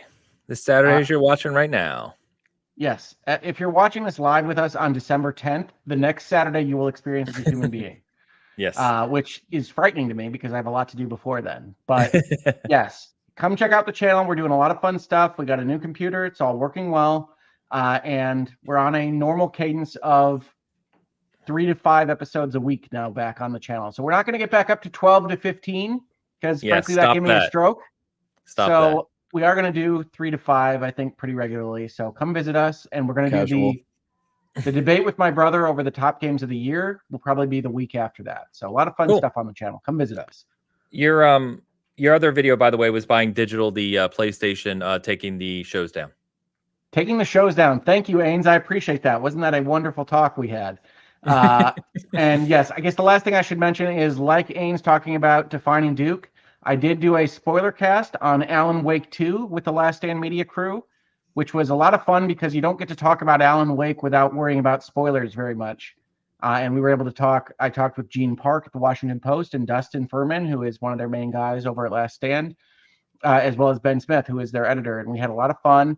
And you can listen to me talk for 20-minute segments about what I think about the various plot points and various things in Alan Wake in a fashion that I won't talk about in a non-spoiler environment. So check that out if you're interested. It's over on Last Stand. Awesome. By the way, before I hand it to Travis to close this out, please hit those like buttons on the channels. Please leave us a comment. As always, like we said last week, genuinely helps with the algorithm. Travis, it really does. YouTube loves to have those buttons pressed. Dude, it's crazy. Yeah, I mean, it's genuinely, it makes a big difference. So please try and remember to do that. Travis, what you got? Look for my review of Anacrusis is out, and then I'm going to have a review of Resident Evil 4 Remake VR mode probably this week, and then Asgard's Wrath 2. I'm really rushing to get to that deadline as well. So both of those, and then other than that, you can see my coverage on IGN.com. I was not on Last Stand or Defining Dukes. I don't think I'm allowed to be on those shows, but yeah, good times, good show, guys. Chat, it's not Thank about letting Travis be on Lawyers and Dragons. It's about whether or not he has the time. It's a time commitment from people, and I don't want to sign up folks that don't have the ability to be on with us. So I'll talk to Travis offline. There you go. Nice. As always, chat, you've been awesome today. Nearly 400 people concurrent watching us. Thank you for hanging out with us. As always, if you're checking this out later, thank you as well. We will be back next Sunday with a bunch of new games to talk about. So it should be good. Have a fun week. Hope you're getting ready for the holidays. Everyone having a good time. We will see you next Sunday. Peace.